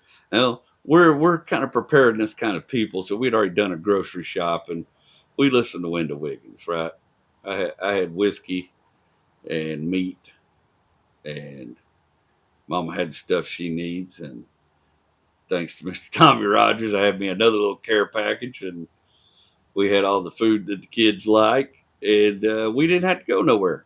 That is the blessing of my job. We can just hole up and hermit for a couple of days, and that's what we did. We just left the gate locked, and we sat here. Of course, I prepped the cars and everything for the cold weather. And we had some 22-degree mornings and stuff. It got pretty cold, at least for Houston.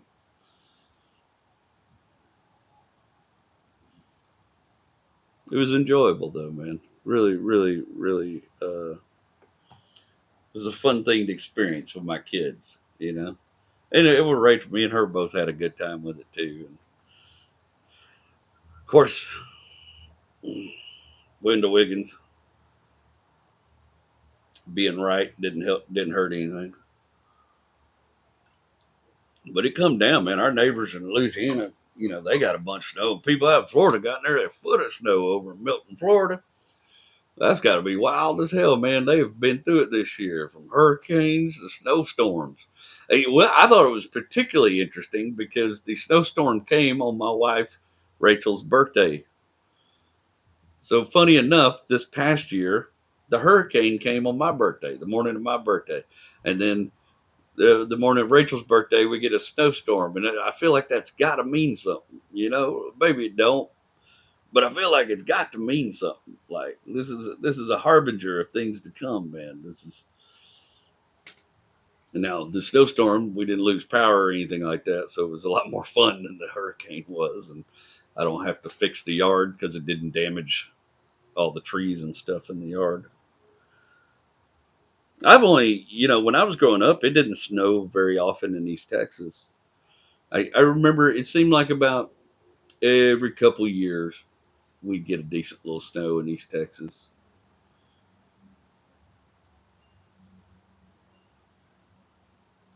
Snow in the pines is a wonderful thing, though. See where the wrecking yard is in East Texas. It's at the bottom of two hills. It's almost a valley. Sexton Road goes down and then it goes back up. And at the bottom down there is where the wrecking yard was. There was also Curly Taylor's pasture. And Curly Taylor had pasture on both sides of Sexton Road that spread far and wide. So you just had all this open land, aside from the rec yard where the few houses and the pine trees were. The rest was all open land. And these big hills, going up that pasture on both sides. And then at the very bottom of I don't know what you call it, the apex of the valley, maybe the apex of the valley, maybe not. It seems counterintuitive. But the very bottom of the valley, there's, of course, a creek that run through that whole area. As a kid, I spent a great deal of time playing in that creek and having fun.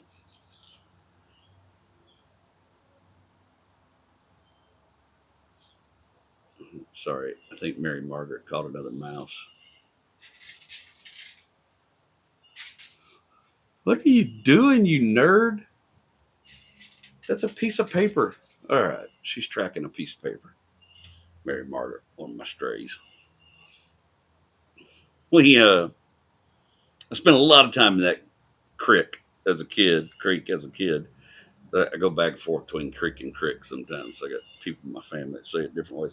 I spent a lot of time playing down there, catching little soft shell turtles, and I was fascinated with turtles as a child. I loved turtles, and we had a lot of those little mud turtles, of course, little red ear sliders, and I was pretty good at catching them, and so I was always down there catching little turtles, and frogs, and whatnot in that creek, and getting in trouble for getting my shoes all muddy and that sort of thing.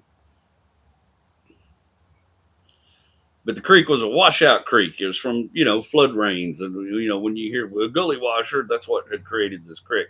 Very jagged edges that dropped down. And when it filled up, it was probably close to 20 foot deep, but it was very rarely full of water, just during flood season stuff a couple times. But I remember one year when we lived in that little Jim Walters house. I think it's when we first moved in there because it was before Mom had her car wreck. She was pregnant with Kimberly. I remember when this happened, the year it snowed, and I mean it come. Maybe Kimberly had just been born. I can't remember, but it snowed and it come down like a booger, man. The whole wrecking yard, everything was coated in snow. Of course, by that time, that 65 C10 that Dad had, that he had driven around, one with a big hole in the bed, I was telling y'all the story about, had been retired. It was sitting off in the wrecking yard, hood off, engine out of it. Now, I remember Dad and Uncle Bobby got real excited about the snow, and we went out and we built snowmen in the front yard. We built a big old snowman in the front yard. And then everybody wanted to go sledding. We had those two big pasture hills I was telling you about that you could, you had yourself a good sled, you could sled down it. And they started dragging stuff out of the wrecking yard to sled on. And one of the things I remember they drug out of the wrecking yard was that hood off that 65 C10 of Dad's. Uncle Bobby dragged that hood out, and they throwed that hood on the back of put a chain or something on it so they could drag it. And then also Papa Wiley, when he lived out in the wrecking yard, he used to grow some plants that helped with his glaucoma. And he would grow these plants. He had this like solar, it was like a sunlight that come off somebody's house, like a long rectangular sunlight. And that's what he'd grow his plants in 5-gallon buckets in for his glaucoma. I can't verify what them plants were. That's neither here nor there. Papa Wiley's business is Papa Wiley's business. But they'd taken that big old solar tube. That solar thing was cool because I remember Mom must have already had Kimberly because it was me, Mom, and Aunt Lori, who's not, she's not that much older than me. Aunt Lori's more like a big sister. All bundled up. We could ride in this thing together, and the men would drag it up to the top of the hill, and boy, you felt like you was going 100 miles an hour when you went down that hill. Bouncing, and it's not an even. You guys that grew up in sledding land, you understand. This is a novelty for us. One of the best times I ever had, man. And eventually it would turn sideways and we'd roll out in the snow. And of course, Dad would help us drag it up the top of the hill again. And then maybe next time he'd ride. Papaw Clark was out there, of course, griping about all his good junk we were using to slide up and down the hill in. Uncle Bobby, being a young man, he was a teenager. And he had some of his friends came over there to sled with us. Some of his friends that played football with him. And of course, these football boys was dragging that stuff up and down. I bet some of them still remember that day, dragging stuff up and down old Curly Taylor's hill, slide down that hill in. I just know at some point they got to decide whatever they were sledding on, it wasn't going quite fast enough. So Uncle Bobby and the guys run over to the wrecking yard and they get something out of Papaw's shop, some kind of lubricant. I don't know what it was.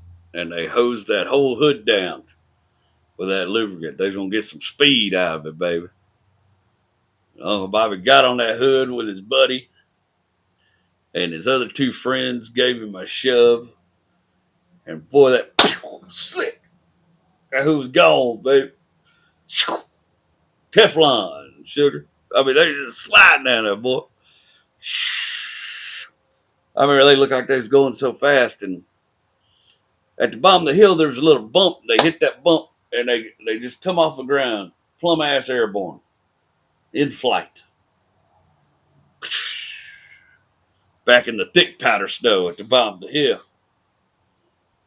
Problem is, we're watching, they ain't slowing down, and that creek is coming towards them at an alarming rate of speed. And all up and down the creek line, there's a line of pine trees with just a few gaps in between to get to the creek. And we hear them start hollering, hold on. And they're trying to guide the hood by sticking their hands out to catch the snow. I just remember being a little kid seeing that sled they went in between a gap of them trees. Phew, they was gone. Now, we don't have the temperatures necessary to freeze a body of water. There's, of course, a thin coat of ice on the top, which they went right through. Pew! And as far as I know, that hood is still in that creek somewhere. And there's somewhere out there right now needs a hood for a 65 C10 that if they knew about that one, they'd be mad as hell. Apparently, Papaw was right.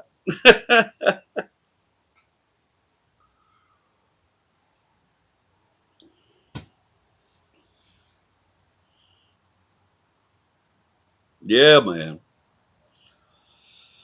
So I hope if you're in one of those areas, got the snow for the first time in a long time, you got to enjoy the novelty of it. I don't.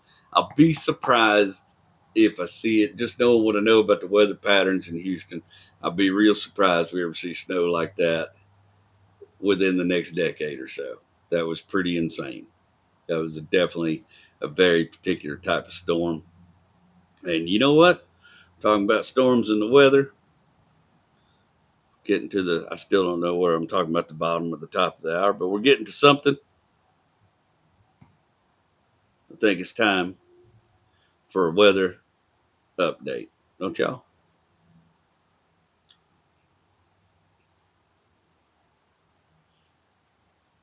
Yeah, let's do a little weather up. Let's roll over to Houston's premier meteorologist for a Wrecking Yard weather update this week. Wendell, are you there? Wendell Wiggins, are you there? You know I am, baby.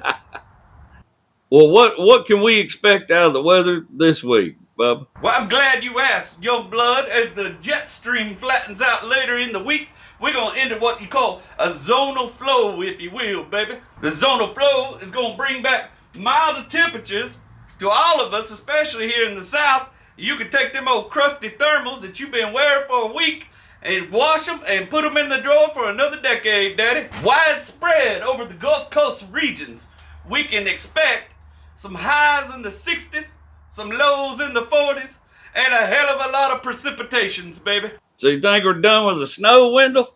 Child, does this man even listen to a word I say? I swear he just sits there and waits till I'm done talking so he can ask me some dumb question. Sorry, Wendell, I was just trying to clarify, Bub.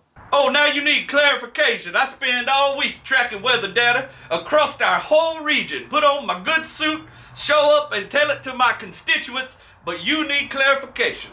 Are you sure you ain't from Dallas? There's a lot of clean truck beds and folks up there that need clarification. Do I need to start bringing you documentation to do my job every week? Wendell, I think we got off on the wrong foot somewhere. Of course, I don't need any documentation on what you're doing. Well, maybe you need to stop questioning my words every week, Jack. Maybe the next time you see my mouth moving and out comes some words about the impending weather, you think to yourself, am I messing with chump change or big money? Now, I didn't get to be the best dressed weatherman in Houston by being wrong, Jack. You ain't messing with chump change, you messing with big money. All right, that's Wendell Wiggins with a Wrecking Yard weather update, everyone. Yeah. Boy, I make him mad every week. That told folks I was from Dallas. That's dirty as hell. All right, guys, we're getting close to the end here. We're going to wrap it up. A little Wrecking Yard radio today. This one won't be quite as long as next week, but as last week was, not next week. I don't know what next week is yet.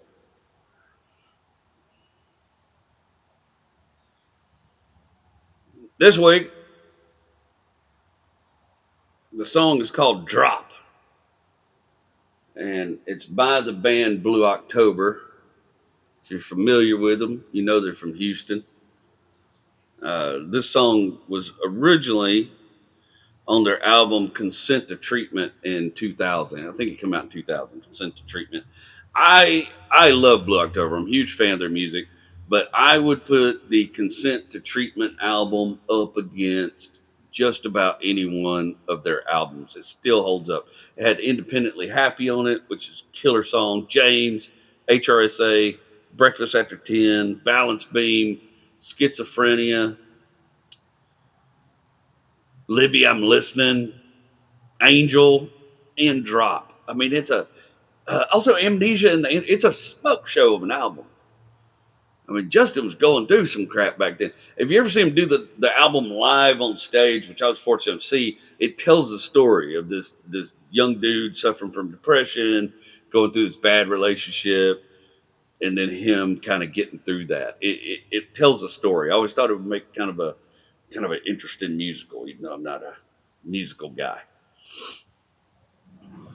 But a big fan of Blue October. When this album in particular was also, I think Blue Miller does a lot of the production and the vocals on it. Blue Miller was from, what were they called? Gibson Miller was his little duo. Blue Miller, man, he sang with, dadgum, boy, I can't remember nobody's name today. Not Tom Petty, Bob Seger. He was a guest vocalist for Bob Seger for a long time. Blue Miller been around a minute, man. But Gibson Miller, they did a cover of "Mamas Don't Let Your Babies Grow Up to Be Cowboys" that was in that movie, The Cowboy Way. with Woody Harrelson and Kiefer Sutherland, which that movie was a riot. But Blue Miller, he had some influence with this album, bro. It's almost has people have asked Justin Furstenfeld, the lead singer of Black October, if he's ever going to do a country album, and I heard him say that he plans to one day, and I really hope he hooks back up with some of this production team to do it because Consent to Treatment has a feel to it, man. It has a vibe. It was all done in Nashville. It's a really cool album. And the song "Drop" as it appears on Consent to Treatment is not necessarily the version. It's more of a slower kind of produced song on that album, and I'm not. It didn't really, it didn't stick with me back then. I was just getting into Blue October back then. They weren't really like. I got into them a little late. So what happens, like in the early 2000s, I think when I was dating Wendy, it was her one of her best friends was this girl named Allison, and Allison was super into Blue October. She was a Blue October fanatic, and she gave me a mix CD, a CD she made, or a CD that had some of their music on a burned CD, and I listened to it, and it was all right, but it didn't strike a chord with me. It just didn't at the time.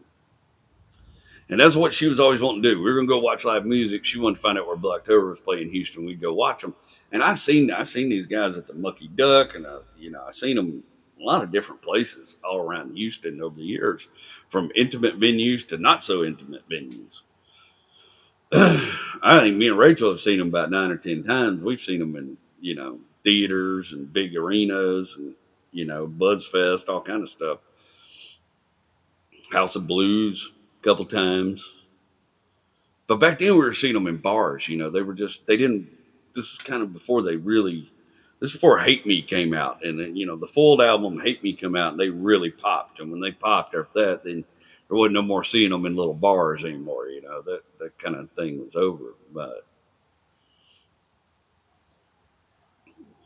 I think sometime in 2003, 2004, they recorded a double live album, and it's called "Argue with a Tree," which is one of his lyrics. If you're familiar with music. And Argue with a Tree, that album got to me because it was a little harder. The songs they were recording on that album, it was all songs they'd already done before, but it was a harder, edgier, just a more powerful vibe. That's my favorite version of A Quiet Mind. Is actually She Gives Me a Quiet Mind. That's my favorite version. Is on the Argue with a Tree album. But while they were touring and doing the songs off that album, I got to go see them. I was already kind of getting into them, and I started where I really getting into their music, and but I didn't know about this song "Drop" yet. But I got to tell you, I mean, y'all have heard some of my stories. 2005, I was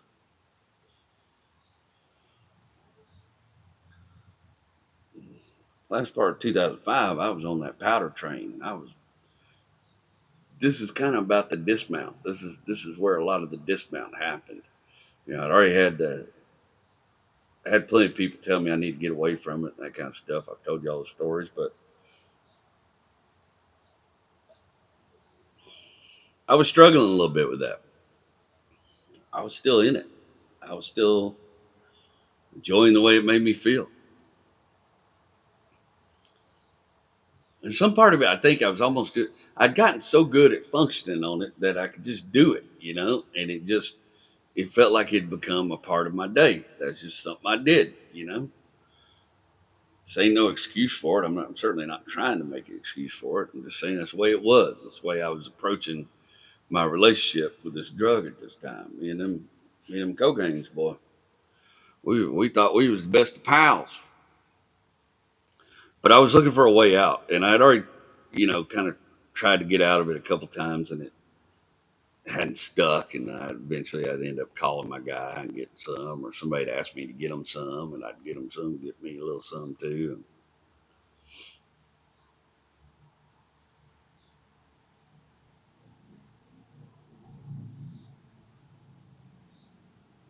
And I'd heard the regular version of this that's on consent to treatment, and it, like I said, it didn't really stick with me.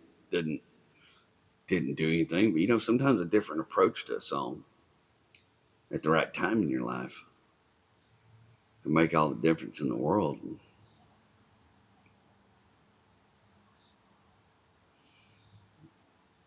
Somebody gave me a ticket to go see them. I think I got it from I think I might have got it from Outlaw Dave at the radio station, but they came to a little club called the Meridian. It was over on the east side of Houston. I don't even know if the Meridian is still there. I hadn't driven by it in a minute, but it was kind of where Edo is now. But back then it was the hood. And that was one of the places I went, was over there to get my stuff. And the Meridian was it's a rough little joint. A lot of rock bands, a lot of metal and stuff like that come through there. I saw dwarf wrestling there a couple times. I remember that October of 2005, man.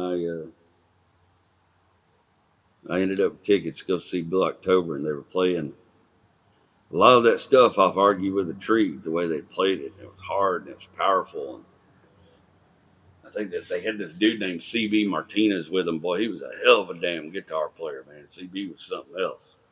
I enjoy a lot of the work they did with CB Martinez. Ooh, sorry, that gives me a chill sometimes. Touch my ear like that. I'm still getting used to these hearing aids. That's it. We went over to Meridian, man. I was gonna watch. I think I was by myself, man, but I went and saw my guy. Got my stuff. Concert get on. Of course, I'm making more and more frequent trips to the bathroom. And the Meridian's not a nice place. It's just a rock show venue. Shitty old bathrooms, shitty old mirrors, and shitty old stalls.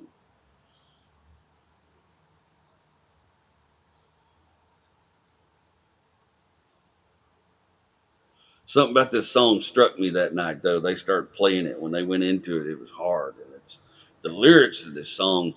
Justin apparently wrote it when he was 16 years old about a bad acid trip he took. Now, I'm not a big acid guy, so it didn't appeal to me, but it was talking to me about this other prank. This, you blow your nose and cry. The clown demands a sad goodbye. This music got too real to me, man. It was like vibrating in my head, telling me, man, you gotta get away from this shit, man. And he talked a lot about addiction and recovery while he was on stage and stuff. About depression, about dealing with some of the same mental stuff that I deal with, and the anxiety that I deal with. And he spoke to me, man, with this song, and it was the lyrics are just so. It was a sweaty man is behind the trees. The flip side of sanity is the game. 14 million miles away from sane. A dark man in the restroom window pane whose words just pour out human pain.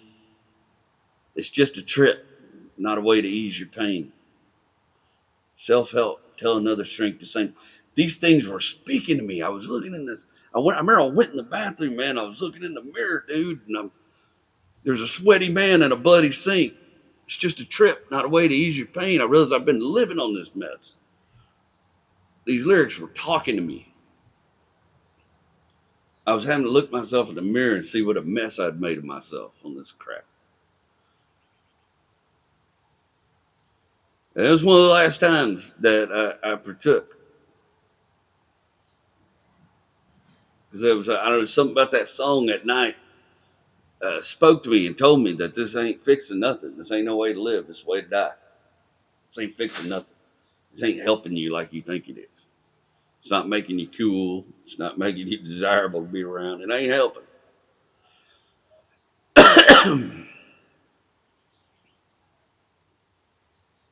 It spoke to me, man. That's when I really went, okay, I'm done. I gotta move forward to something else. Me and Sam spoke about this while we were on the road. About, he was explaining to me about his recovery and about how he's like, I don't have a problem with alcohol. I have a problem with me. My problem has always been me. It's not about It's not about the intoxicant. It's about the things that make you long for that escape. You got to figure out what's wrong in this basket of snakes up here. You can't blame it. Like, I can't say, oh, cocaine was bad. It wasn't cocaine. It was me. It was me wanting an escape from my life. It was me wanting something to numb the pain. So it's about what's going on in here. It's about figuring out what's caused this basket of snakes and what makes you in pain, what it is you're having to escape from. And we talked about that. And, you know,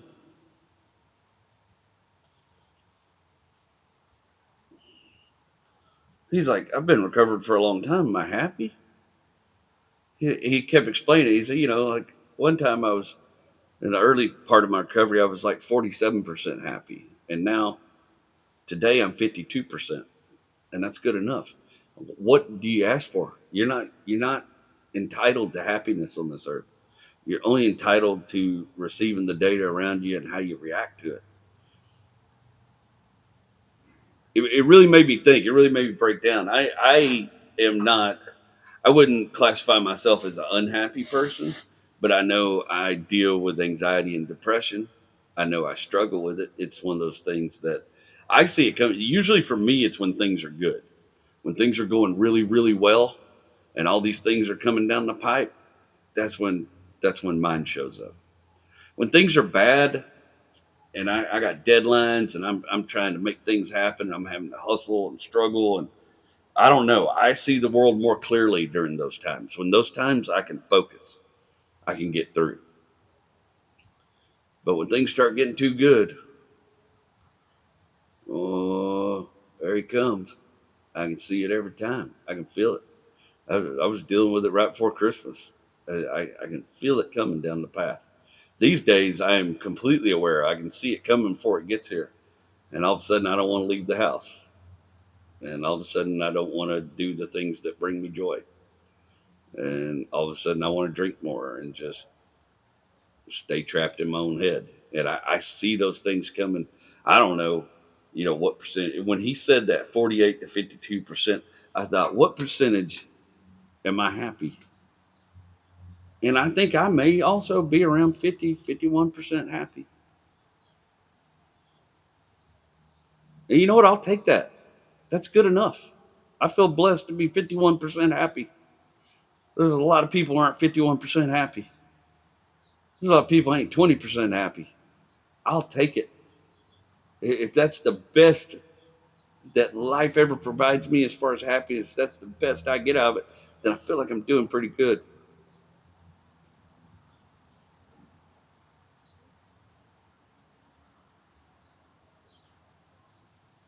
But I know back then when I was doing those things that I wasn't looking for happiness. I was looking for an escape from the misery. And for whatever the things are that made me miserable or whatever, we all got them. We all got demons and trauma in our past. We all got things screwing with us. We all got that little voice in our head that tells you you're not enough. You're never going to be enough. You're never going to do crap. You're never going to amount to shit. You're never going to do whatever it is you need to eat. We all got that little voice. Some of us listen to it too much. Some of us don't ever listen to it. I spent a lot of my life listening to it too much. That's why my career took off in my 40s.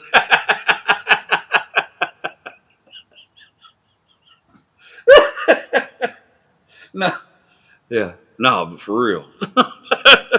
Well, we all got that voice, man. We all got it, man. Every one of you got it. Every one of you got that little voice in your head telling you you're not enough. And you got to figure out ways to circumvent that voice, man. I listened to that song that night, and it made me realize I didn't want that drug in my system anymore to fight that voice. I didn't know who the voice was yet, but it made me want to get to the bottom of it. And there's a lot of Blue October music that I feel some kind of way about that I will talk about in great detail. But this song Drop, I often think, man, if you can find the version of Drop that's from Argue with a Tree, not the version from Consent to Treatment, but the kind of hard rock version that's on Argue with a Tree, it's a 2-disc set. That, first of all, Argue with a Tree is one of the best albums anybody's ever put out, period. There's not a bad song on that album. But that version of Drop, I can't say it saved my life. I saved my life, but it triggered the voice in me that wanted to live and fix things.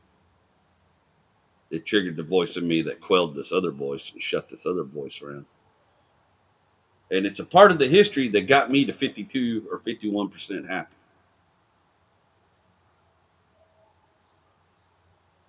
And I'd be willing to bet every one of you watching this, whatever your level of happiness is, there's some song or something back there that helped you quell that voice that got you to your percentage of happy. Maybe you got another one on the way. Who knows? Maybe you'll hear a song tomorrow. Maybe you'll listen to a dumb podcast with a, half-ass hillbilly who likes to pontificate for long periods of time. That'll be your song. Quell that voice. I don't know. I can't say.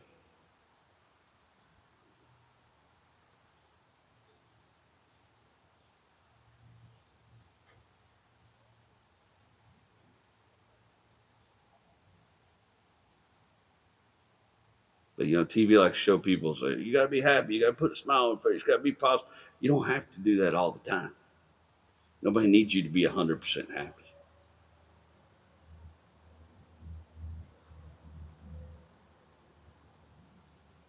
We don't. But you got to find the things that build your percentage. I know what my percentage is. I had to think about it. And I feel pretty good about my percentage. Do I wake up some mornings miserable? Do I spend some nights aggravated, carrying resentments? For sure.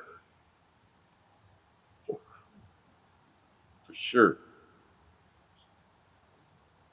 I carry resentments like they're my favorite tool. But nowadays, I got a voice that tells me to put them down. You don't need to take that with you to the next job. You're not going to need that tool on this job. Put that resentment down.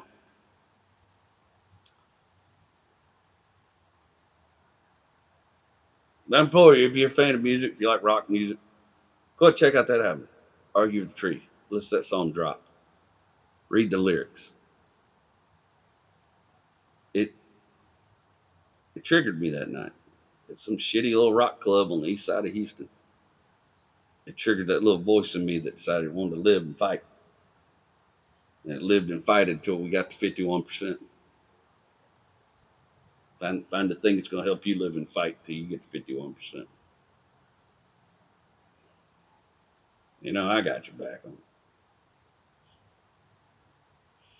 Let's do some testimonials, if you will. Testimonial, right? Where are we at? I got to check where we're at time-wise. Oh, shit, we're doing all right. Let's see. I did everything but the testimonials this week. Good job, Longmire. Let's make sure that's turned down. Won't get no copyright violations here. Let's see. We'll just have to pick them as we see them, man. I have been running around like a chicken with my head cut off all week. And was also just having so much fun enjoying the snow that. Here we go. All righty. Let's see here.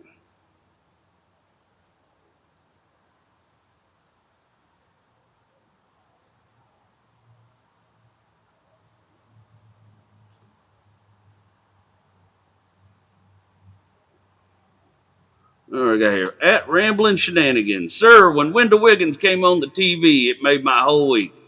I felt a little bit of old Dusty, baby, coming on through. This new format was outstanding, and I'm looking forward to riding along as you continue to grow.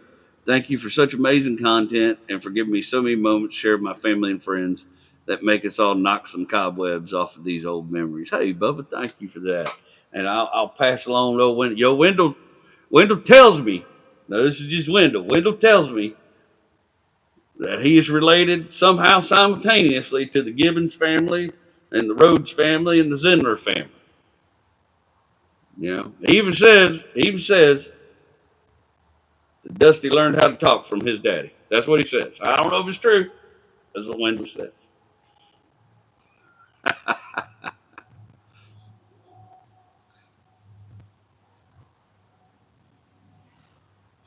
Let's see.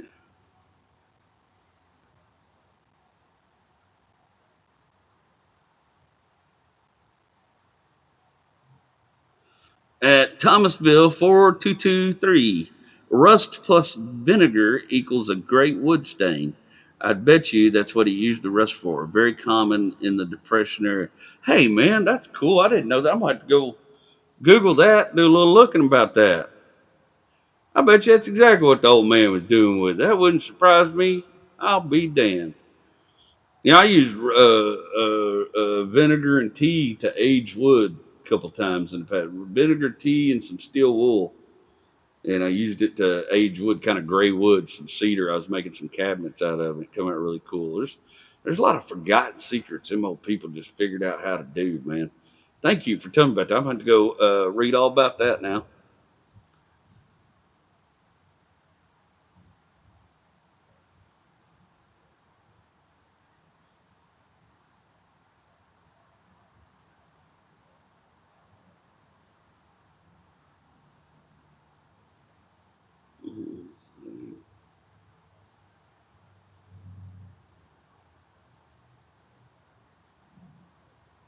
At CJ Hudson, 773. It may be a lot of work for the book, just know it'll pay off in the end. We all look forward to reading it. I love the legacy you're leaving for your kids. Keep up the great work, J-Dub. Thank you, Bubba. The book is going to be a lot of work, and I'm finding out more and more every day. I was a little clueless about it, but I'm excited. I'm excited about the challenge, but it's also why I'm a little scattered because I am trying to do a lot of extra things. And thank God for my awesome manager for keeping me on track. But I did miss a deadline on the book this week on some of the marketing stuff, so I got to get my ass to work. But I'm planning on spending the flight to Louisville working on that stuff and getting that wrapped up and sent off.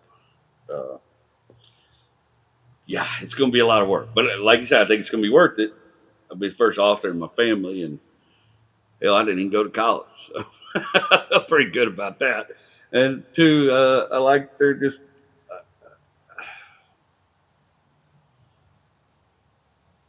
I don't think the book's going to make a lot of money. I don't think the book's going to help, my career as far as like my drive, what I'm doing. I'm doing the book really for me because somebody presented an opportunity, and I went, "Well, you'd be stupid to pass up this opportunity." So the book, really, I'm just doing it for me, man, and you guys. I hope y'all enjoy it too. If I can, if I can convince about 5,000 of you to buy a copy, I'll be doing pretty good for an author. You know what I mean? That's what it is. So y'all get together amongst yourselves and figure out which 5,000 of you is going to be that buys it, and I'll let you know when the release date is. All right, man. That seems like a good place to wrap it up for the week. As always, I appreciate you sharing your Sunday evenings with me. I'm sure I'm back home by now, and probably doing a little relaxing while I hang out and chat with you guys tonight.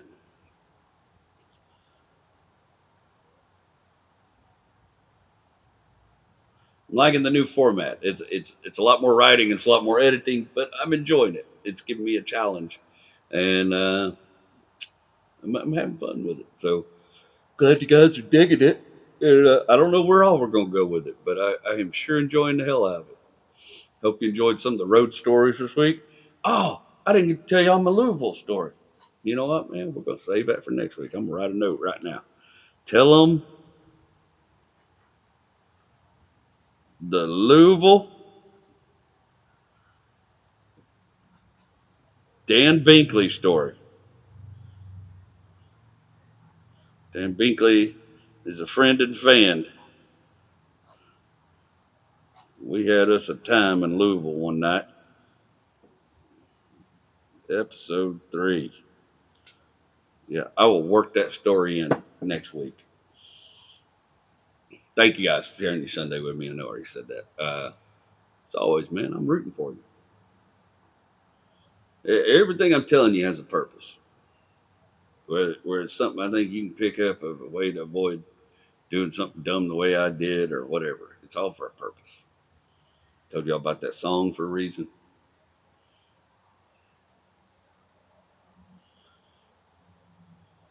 But I'm rooting for you. I tell you that. I give everybody their flowers. There's room at the table for everybody. I want to see everybody succeed. I want to see my sponsors succeed. I want to see Blair and Blair's sponsor maybe these cool bookends. I decided I wanted to showcase them a little bit, so I brought them out here. Some of my favorite books. But I want to see Blair. I want to see these people succeed. I want to see y'all succeed. I want to see you get past the obstacles in your life. I want to see you get to your 51%. That's what I want to see. And we'll keep plugging away at it until you do. All right. Make sure you leave your questions for Papaw in the comments, please. Don't hold back. I'm running out of questions for him. I need some more questions for Papaw. I think we're also going to interview Wendell Wiggins. Wendell Wiggins has been making some noise. I think we're going to give Wendell a formal interview. Find out a little more about him, where he come from, some of his past achievements and such. He's got a long and winding story, I can assure you, as somebody who knows long and winding stories. Maybe I'm hoping we can get Wendell to like me at some point. We'll see how it goes. So, don't look promising right now.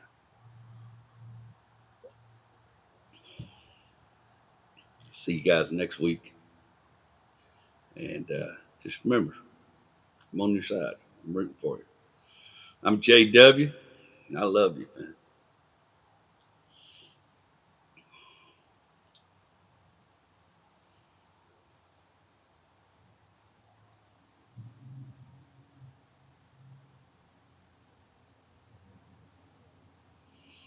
The flip side of sanity is a game 14 million miles away. I'm 14 million miles away from sane. A dark man in a restroom window pane, whose words just pour out human pain.